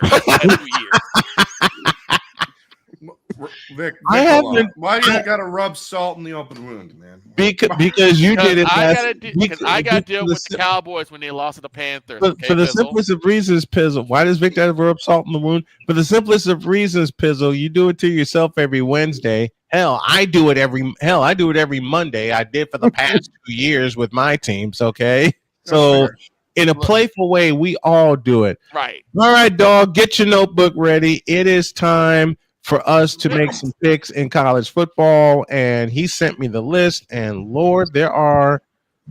I'll just let Dog take it away. Picks presented by Wanna Parlay, the world's richest parlay. Let's go. Go ahead, Dog. The first game on the list is the 8:00 Friday nighter. Number 25, Nebraska, favored by 7.5 over Minnesota, over under 47.5. Dylan Raiola. That is all. Give me Nebraska. Dietz? Yeah, give me Nebraska. Not just Dylan Raiola, but Matt Rule is living that life. So Matt Rules. Pizzle. Dylan, what was his name? Raiola? Yes. Or Mahomes Jr., as he likes to be called? Oh, wow. Yeah, I'll go with them. Allie, what you got for us? He's got his mannerisms and everything. Go Big Red. Dog? What you got, Vic? Nebraska. I don't think it's going to be close. And Yeah. Damian says tie immediately. You know what, Damien? Keep out of it. I'm playful when I say this. Keep out of this. Okay, Jen. We're waiting on 3 words from the edited 3-word phrase from you. Oh, the edited one. Yes, that's right. Because we can't say the full version, and we can't even do it on Fridays anymore. I swear, I need a new catchphrase to avoid the possibility of me swearing. But I know. Queen sweep. Queen sweep. There you go. It's not Queen a sweep. queen sweep, though. Well, we have 2 queens. We have 2 queens on the panel. 3. I'm not queen of the picks. Remember? Doesn't But matter. you're queen of the panel. How about that? Said who? Says me. Next one. Next. It's the Saturday noon slate pick. I will come down there and No, I you will won't. slap you. I will fight you. He's just Incoming couches. Come here. Oh, Bring it on. Next on the list, it's number 10 LSU visiting number 17 Vanderbilt. Vandy's favorite 2.5 over under 48.5. His name is Diego Pavia. Remember the name. Give me the homestanding Commodores. Pizzle. I got Vandy. I'm going to go with Vandy. Believe it or not. Yeah. I mean, as a Tennessee fan, that guy seems kind of sick to say, but Vandy. I know Brian Kelly on the road is not something you want to know about, but that being said, I think too much LSU in this game. I'll take the Tigers. Which way you going, Allie? Boy, 5-1 records, both of them. This is a coin toss, literally, to my mind, and I'm going to go with LSU. Going with the Bengal Tigers. Victor? Same way. LSU Tigers. Going with LSU. I'm going with the heart. Victor's going with LSU. Dog? Overtime. Vanderbilt drops it. Give me LSU. Give me LSU. I love it. All right, Queen. Finish this up. Finish this off. Is it 2 words or 3 words? Actually, it's a split card. It's a what? I know Jen, and I'll do it for her. Vince. Put her on the fence. There it is. There you go. That shouldn't be legal. You should not be on the fence. It's a coin toss. If you're lost, if you lose the coin toss, there's always next week. Hey, I'm at least allowed on the fence because of the fact that I am a complete newbie to this. Okay. We allow it for the newbies. Okay. Hey, we all were newbies once upon a time. Next one. That's fine. Which means next season the fence will be gone. Now, next game on the news. Next game on the noon slate, number 12, Georgia Tech visiting Duke. And Duke is favored by 1.5 over under 60.5. Man, the Duke. Give me Georgia Tech. Pizzo. Haynes King and the Rambling Wreck of Georgia Tech. Atta baby. What you got, dudes? The disrespect to the Yellow Jackets to be facing Duke. And Duke is the favor. Is the favorite team? Give me a break. Give me Georgia Tech. And it's at Wallace Wade Stadium. The only reason Duke is favored is because it's at Wallace Wade Stadium. I've been in that joint. It wasn't a full house. Haynes King and the Ramblin' Wreck. Allie, what you got for us? I got to go with Georgia Tech. Victor? I usually say DT, GT, don't trust Georgia Tech, but in this case, I'm going to go against that rule. I'm going with Georgia Tech. What you got, dog? Duke is worse. The Ramblin' Wreck is going to drop a V8 under the hood of that hot rod, and Duke is about to find out why they're dancing with the devil. Give me GT and a runaway. I think it's going to be a runaway, too. That's going to be one of the early games I look at. All right, Queen of Taika, we await 3 words from you. 3 words, ma'am. Hold on, where's my mic cassette? Where's my mic cassette? There you are. Is this thing on? 1, 2, 1, 2. Yes, we can hear you. That-ish. There it is. Next one. Moving on. It's a battle here in the Northeast at noon.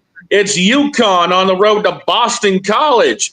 BC favorite 1.5, over under 59.5. Okay, BC, don't let me down. Eagles. The ghost of Doug Flutie lives. Is Bill O'Brien still the head coach? Yes, he is. I believe so, yes. UConn.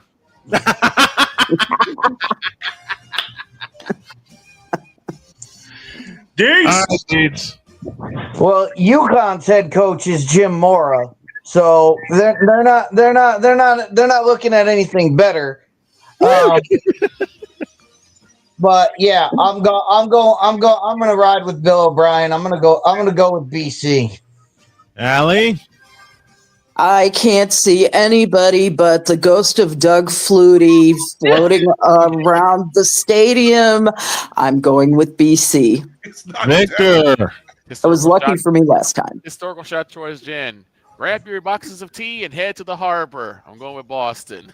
Oh, going with the BC Eagles. What you got, dog? Fly, Eagles, fly. I was one in high school. I'm taking BC in this one. Let's do this thing. Jen, it means Pizzle's on an island by himself. Come on. Let's see it.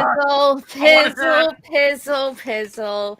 I mean this in the nicest of ways when I say stay solo, stay on that comfy little island of yours, with that little snack, maybe some popcorn, maybe a drink.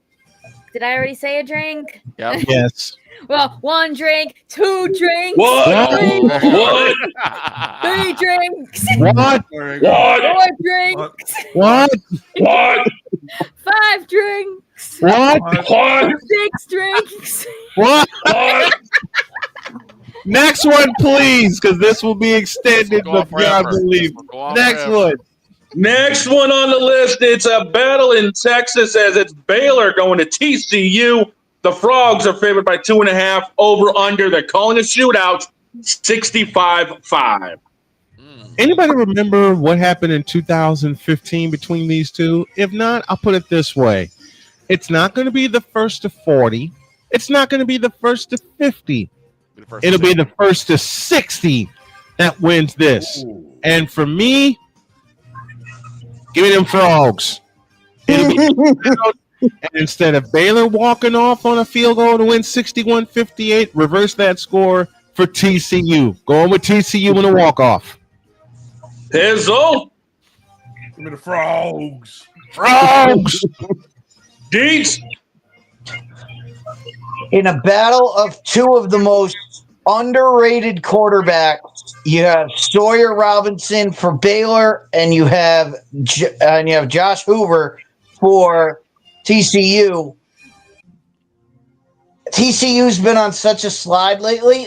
I'm going to go with Baylor. He's going with Baylor. Allie, what do you think? Bears or Frogs? I got to go with that scary mascot of the TCU Frogs. I think that's going to scare the hell out of anybody facing them. So extra pick has just come in via text message from my beautiful wife because she heard that game. This is one of the ones that she'll pick along with us, and she says TCU will take it. All right, Jody. Vic? Good woman. The first time that the Bears are scared of frogs, just ask Patrick Mahomes and the Chicago Bears. I'm going with TCU and them Frogs. Give me them Frogs and a runaway. Jen, somebody else happens to be on an island, and he's only 2 games behind you in the standings. Really? And which one would that be? Deeds. That's Deeds. Now, no fighting, you two. No fighting, please. Sawyer Robinson's a good player, man. Oh, Sawyer Robinson's wonderful. In fact, I think Sawyer Robinson and Josh Hoover will combine for 1,000 yards passing. Oh, that'd be amazing. Bro, that'd be awesome. That's what a gutty head. Now, ooh. You know what? What the hell? Deets? This time you are gonna come second to the anime girl. Sing solo. And when she said that, it's great to see Deets laughing. We pick at each other all the time, folks. Next one. Next on the list, and this could be a trap game. It's number 14, Oklahoma, favored by 5.5, going to South Kakalaki, and the over-under is 43.5. I'm doing this with my heart. I'm doing this blindly. I'm doing this with my eyes closed. But sound the alarm. I'm going with South Carolina. Ooh. Because I'll tell you why. Oklahoma hates losing to Texas. Yes. And that game usually determines the remainder of their season. For that and that alone, and like I said, I'm doing this blindly. I will eat the loss I will eat this crow in the form of a burger and fries. I'm going with South Carolina. Sound the alarm. Bizzle? Man, as much as I love me some Lenore Sellers, I think he's going to be an absolute beast at the next level.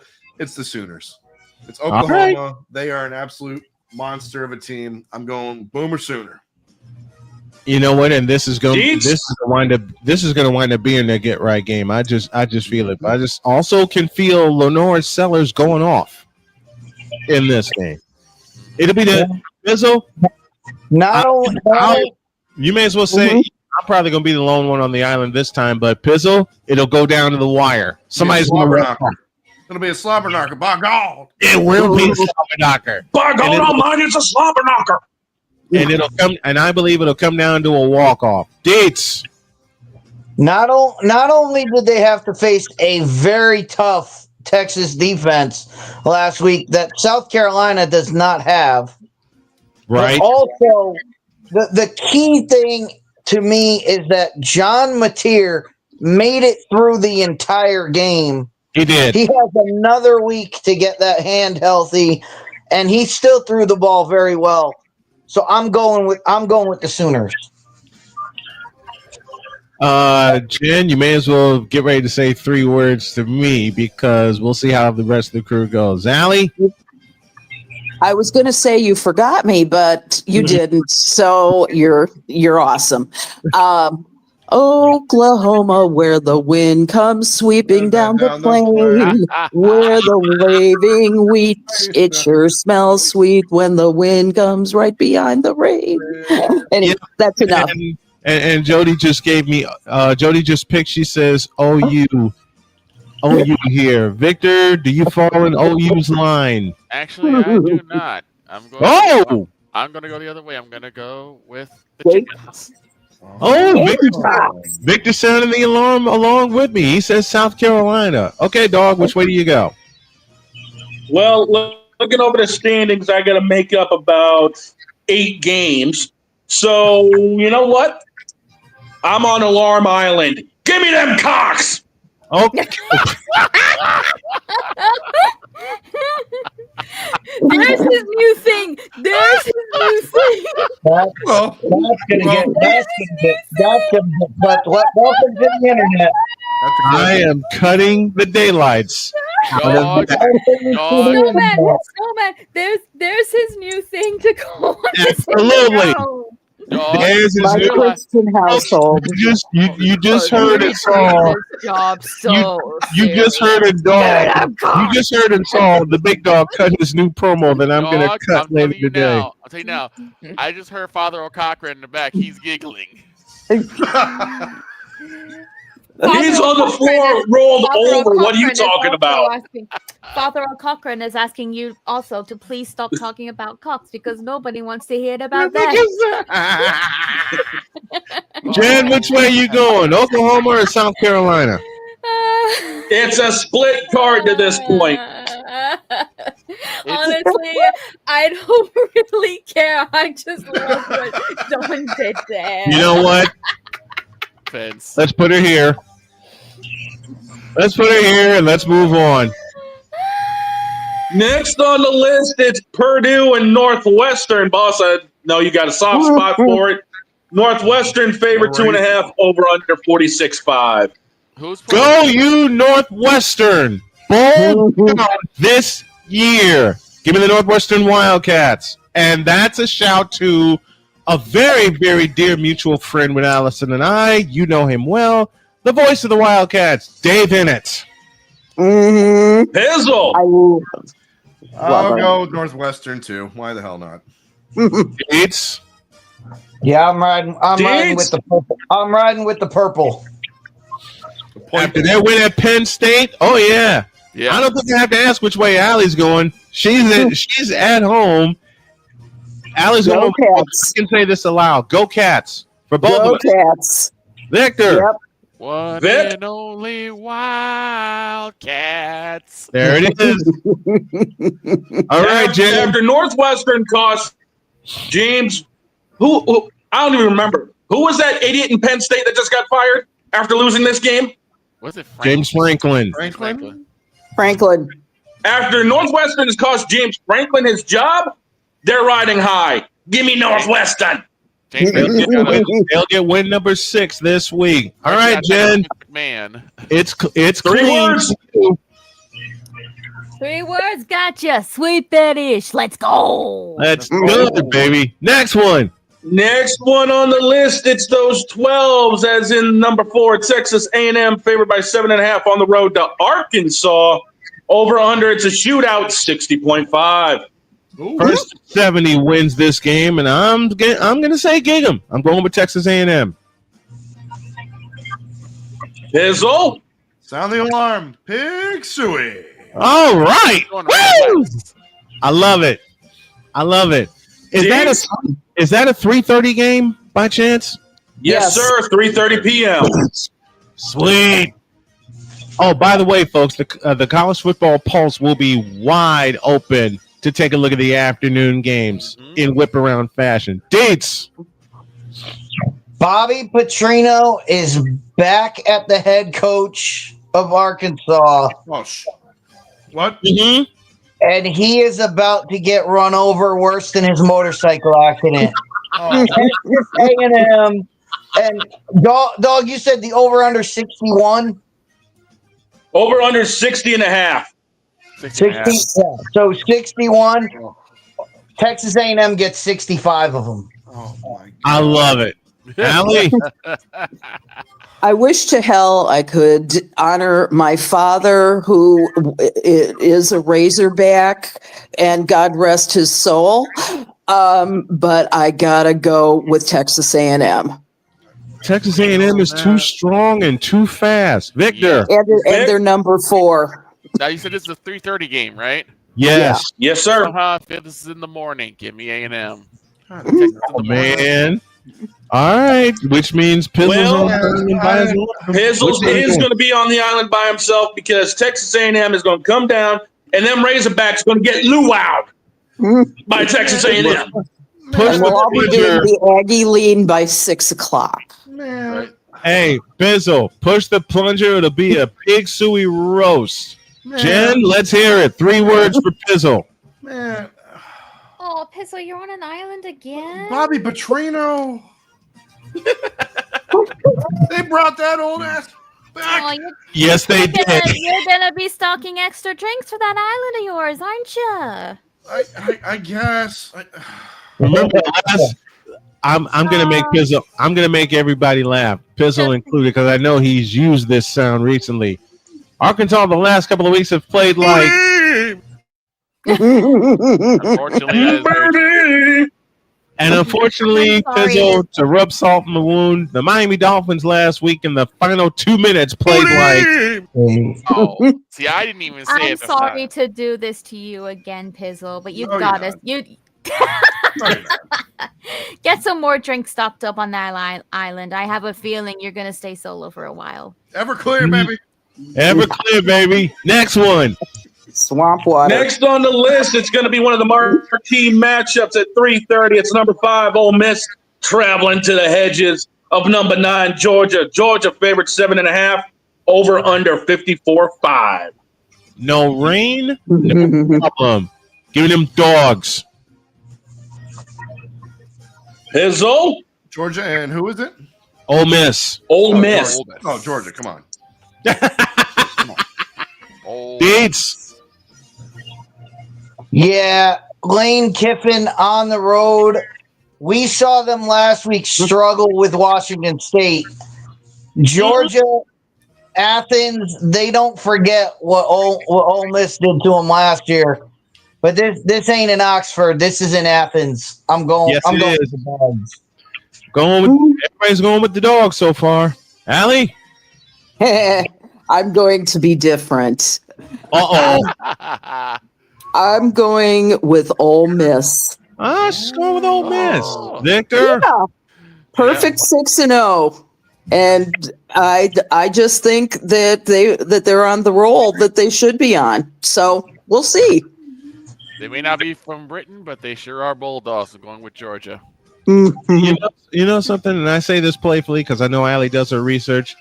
She doesn't know about the legend of Lane Kiffin on the road yet, does she? I do. Dog, Well, for me. All I gotta say is, what's that coming down the track?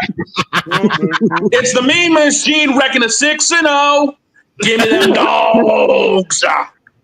This time, which means we have somebody else on the island. Yep. Who would that be? This time it's Allie that's Allie. on the island. Oh, I don't want to do this, Tally. That's okay, honey. It's okay.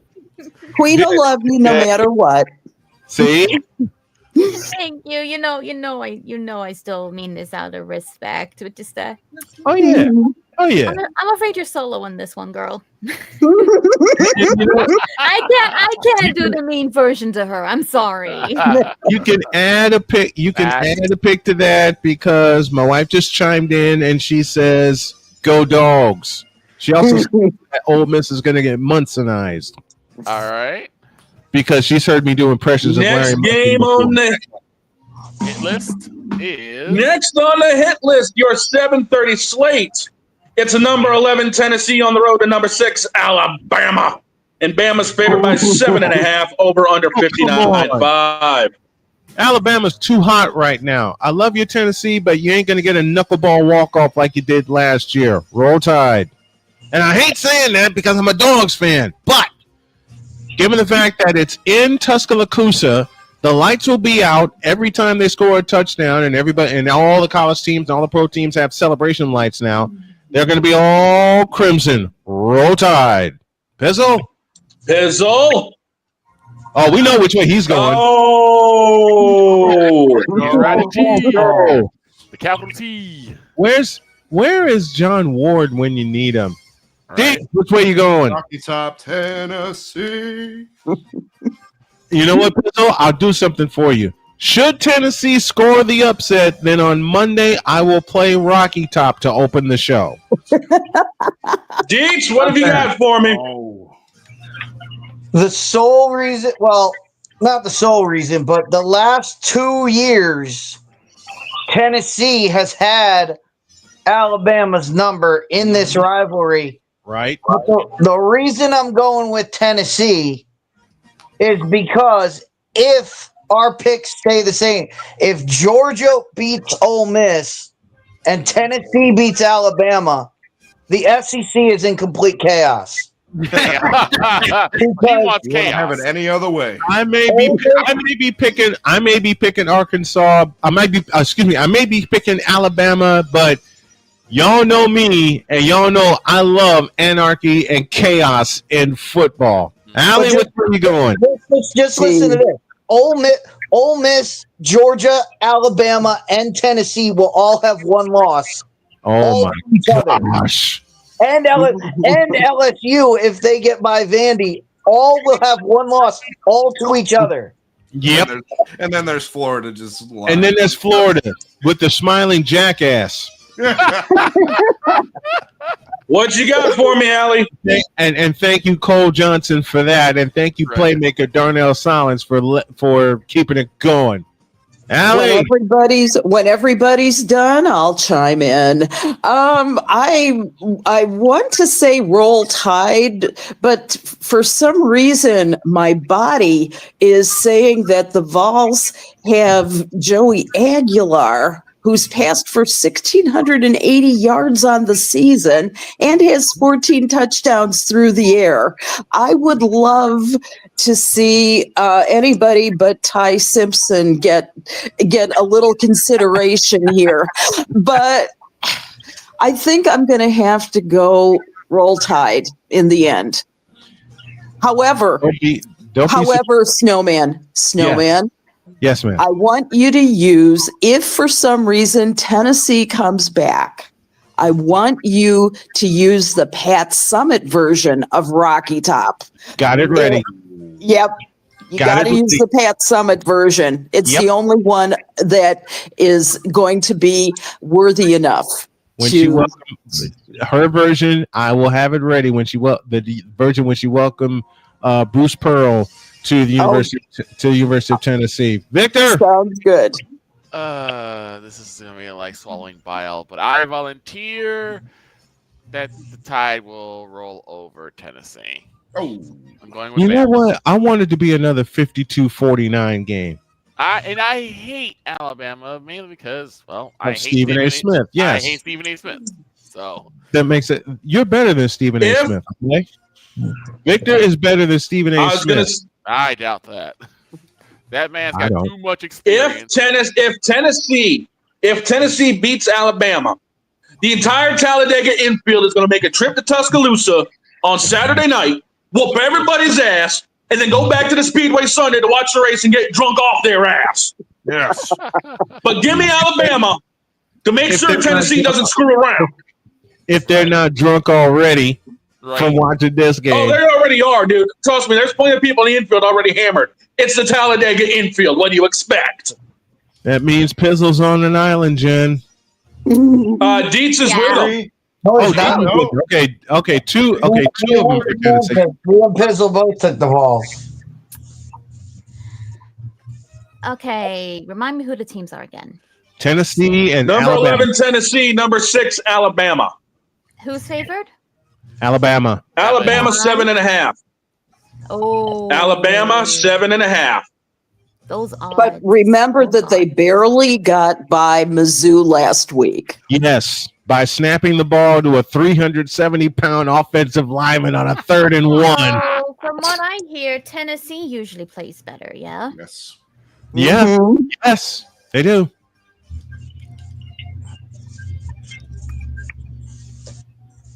I think I'll go Tennessee then. She's going with Tennessee. So we have a full split card. Next one. Next on the list, the other 7:30 game that's on the lineup. Number 20 USC, number 13 Notre Dame. Them Gold Domes favored by 9.5, over under 61.5.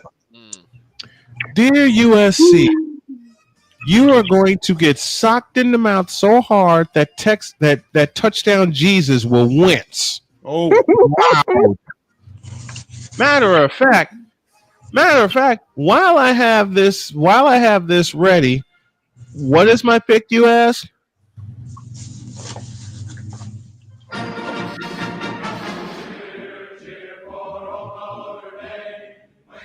Rudy.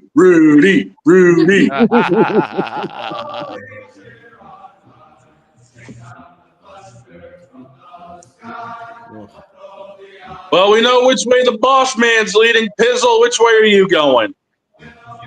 University of Spoiled Children or Notre Dame? University of Spoiled Children. Yeah. He's right. It works though.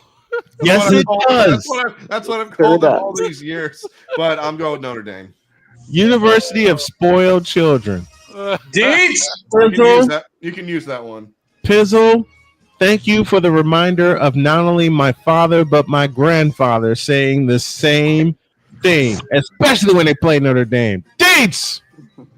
After 2 straight losses to open the season, Notre Dame saves their season in front of touchdown Jesus. I'm going with the Irish. Yeah, Notre Dame's starting to cook. Allie? Absolutely. Notre Dame starting to cook. Go Fighting Irish. Victor? You know what USC is going to be saying? Help! They're after me Lucky Charms. Exactly. I'm going with Notre Dame. And They might be after you Lucky Charms, my title, but the touchdown Jesus is here to save you. There you go. What are you doing here? It's a. The boy was talking about a Cox earlier. I got to set him straight. Oh my god! We need you to quit talking about Cox. No one wants to hear about. Skip it. Hey. Skip it. I think it's Jen's turn to pick. Everybody's picking Notre Dame. And I think it's a sweep. It is. Everyone. Yes, it is. Okay, Everyone switch picked it Notre is. Dame. Let's go. There you go. Yes, they did. Yep. Now, I think next on the hit list, it's a Battle of Utah. We got a Battle of Utah on the card as 23 Utah is favored by 3.5 over 15 BYU. The over-under is 49.5. Oh, the heck with it. It's the holy war. It's the holy war. Utah and BYU. Yep. And I've seen both campuses. Dear Lord in heaven, I want to visit. I want to see a BYU Utah game in person. Eeny, meeny, miny. Oh no, I can't do it. Utah. I can't do it. Pizzle. I wanna, but I can't. Well, then don't. On the fence. You know what? Thank you. Pizzle, which way are you leaning? I'll allow this one for myself because I like both teams and the way they're playing this year. Mm-hmm. All right, I'll go Utah. I'll watch this game. What time's the kickoff? 8 p.m. 8 o'clock. 8 o'clock. That game I'll be watching you. Hold on. 8 o'clock. BYU Utah. Okay. That's on the All right. I put my request in for late night snacks with my honey. Next, who's picking next? Deeds, which way are you going? I know they go there every other year, but BYU usually in this rivalry, whoever's got the home team, and with this game being in Provo, I'm going with the Cougs. All right, Allie. Well, the Cougs are 6-0 right now, but they don't have a real signature win. So I'm going with the Cougs since it's on their turf. All right, Victor. Vic. I'm going BYU.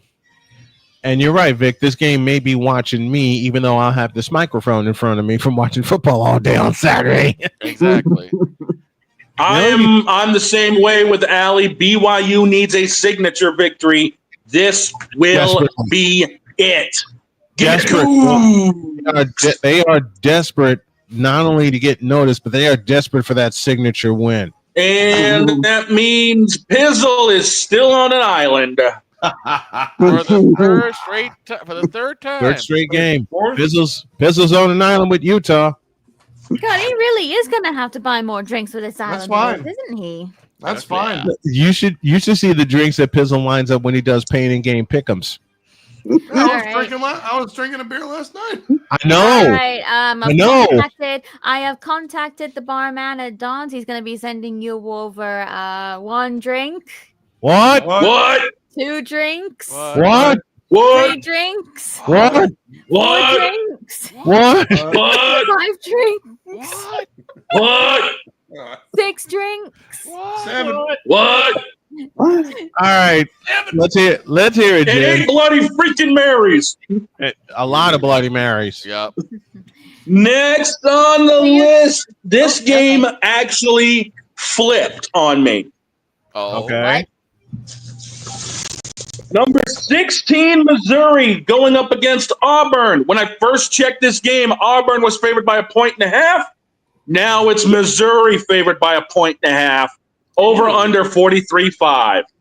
Okay. I got a little piece of my heart there because I went to college in 1990 in the state of Missouri. 1990 and parts of 1991. And I've seen the field. I've been on the campus. M-I-Z-Z-O-U. Going with the Tigers. Pizzle. Mizzou. Give me the Tigers. Deeds. Snowman stole my joke. Because I know he did all that, but I'm taking the Tigers in this one. M-I-Z-Z-O-U. Allie? Snowman, they're both Tigers. Yes, they are. The Tigers, then. You're going with the Tigers. I'm going with the Okay, Tigers. well, which Tiger are you going with? Which one? Do you go black and tan or you go blue and orange? Do you go Missouri? You know what? I've been sad. I've been sad at Auburn. I've been sad about Auburn, to be honest with you. So I'm going to go Mizzou because they're going to want to avenge their loss last week. Oh yeah. Yeah, they're gonna pummel this unranked Auburn team. They are. It's a foregone conclusion. They're not going to lose 2 in a row. I love it. Victor, which way you leaning? Well, either way. I'm looking at that fence. I'm like, that fence is really tempting, but I'm gonna go Mizzou. Let's go Missouri. Dog. You know what? Oh, Sound the alarm.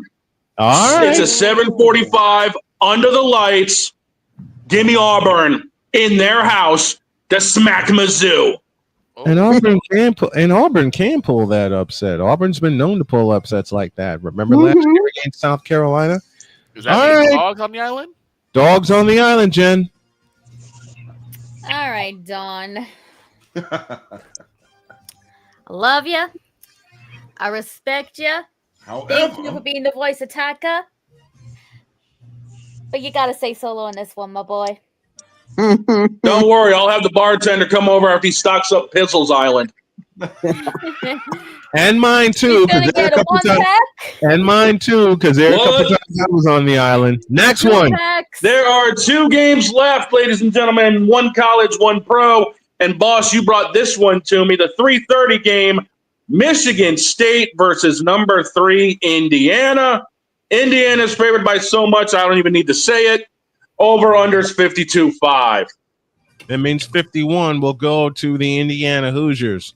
This could be labeled as a classic trap game, and it is because Michigan State's coming in and Indiana is flying higher than a kite right now after their upset of then number 3 Oregon. Now Indiana has the target on their backs. And I bet you when Michigan State come in, the disrespect will continue, and Indiana's going to sock them in the mouth. And my wife just wrote to me, Hoosiers? and they'll blow Michigan State to smithereens. Pizzle. I'm going with the Heisman Trophy winner for this season, Fernando Mendoza, and the Hoosiers. They're flying high now, Deeds. Mendoza's gonna get all the publicity, but it's that Indiana defense that's gonna scare the Spartans. I'm going with the Hoosiers. Allie? As much as I love the Spartans, I've got to take the Hoosiers. Victor, which way you leaning? You know I'm going Hoosiers all the way. And I think they're going to blow them out. Sunday headline. Mendoza line reads, Spartan gets kicked.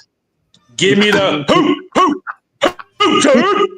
And here's our first prop bet. I haven't done this in a while. I got to make sure I start doing it whenever we do our picks. Over under 300 passing yards for Fernando Mendoza. Oh, it's going to be marvelous. Over.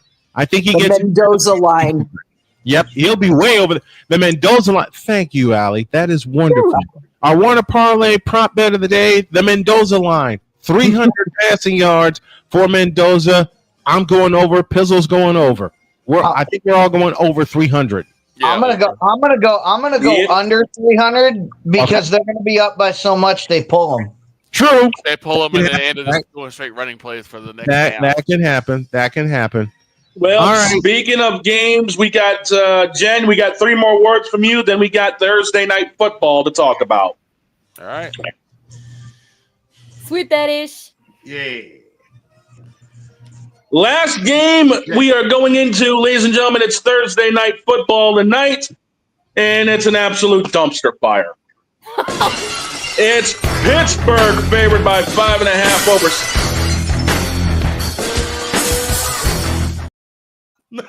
Glass. Is it that bad? Is it that bad? I don't even know the team. Pittsburgh, don't ask. Cincinnati. You know what? It's Pittsburgh and Cincinnati. And since it's Pittsburgh and Cincinnati, we'll end our picks like this. We do not care. The first pro game of the week, and it's already an FO. It's an FO, and we just end the show here. We ended like this.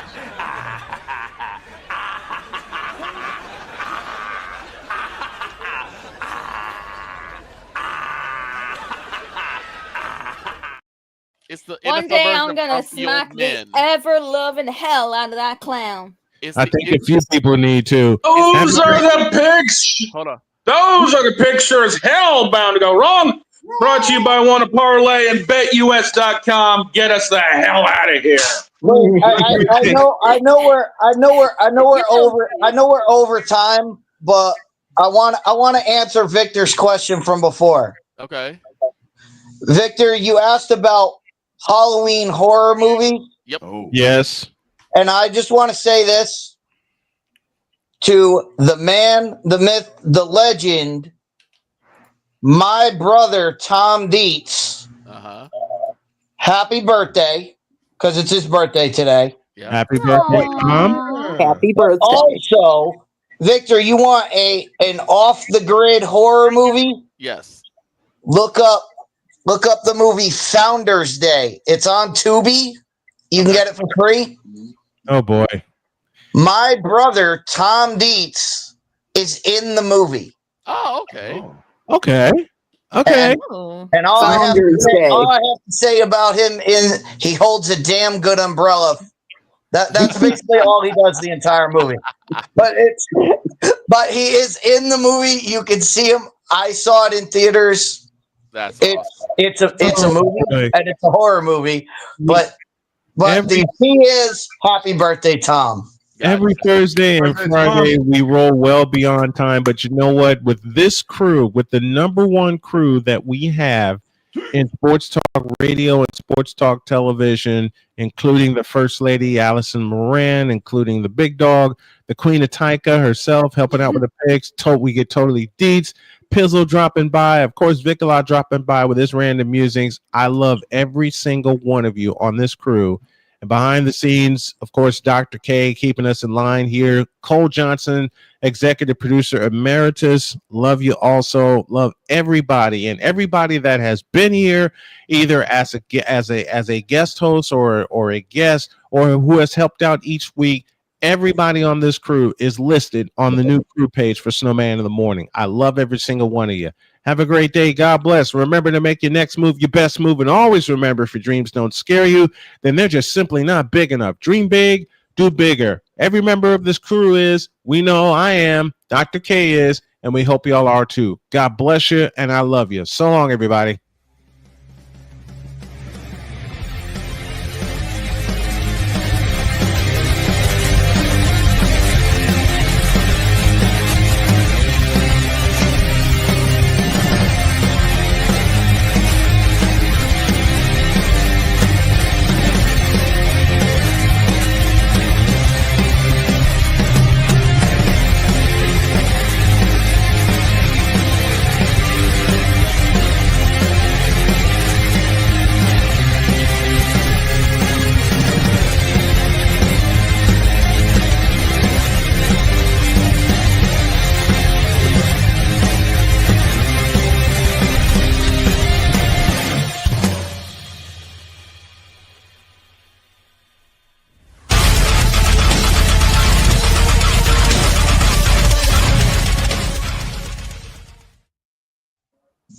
Bonus game tonight. Game 4 of the American League Championship Series. Will Toronto get even, or will the Mariners come one game closer to a place they've never been before? Yours truly will have the call beginning at 8 p.m. with our pregame show. So long, everybody.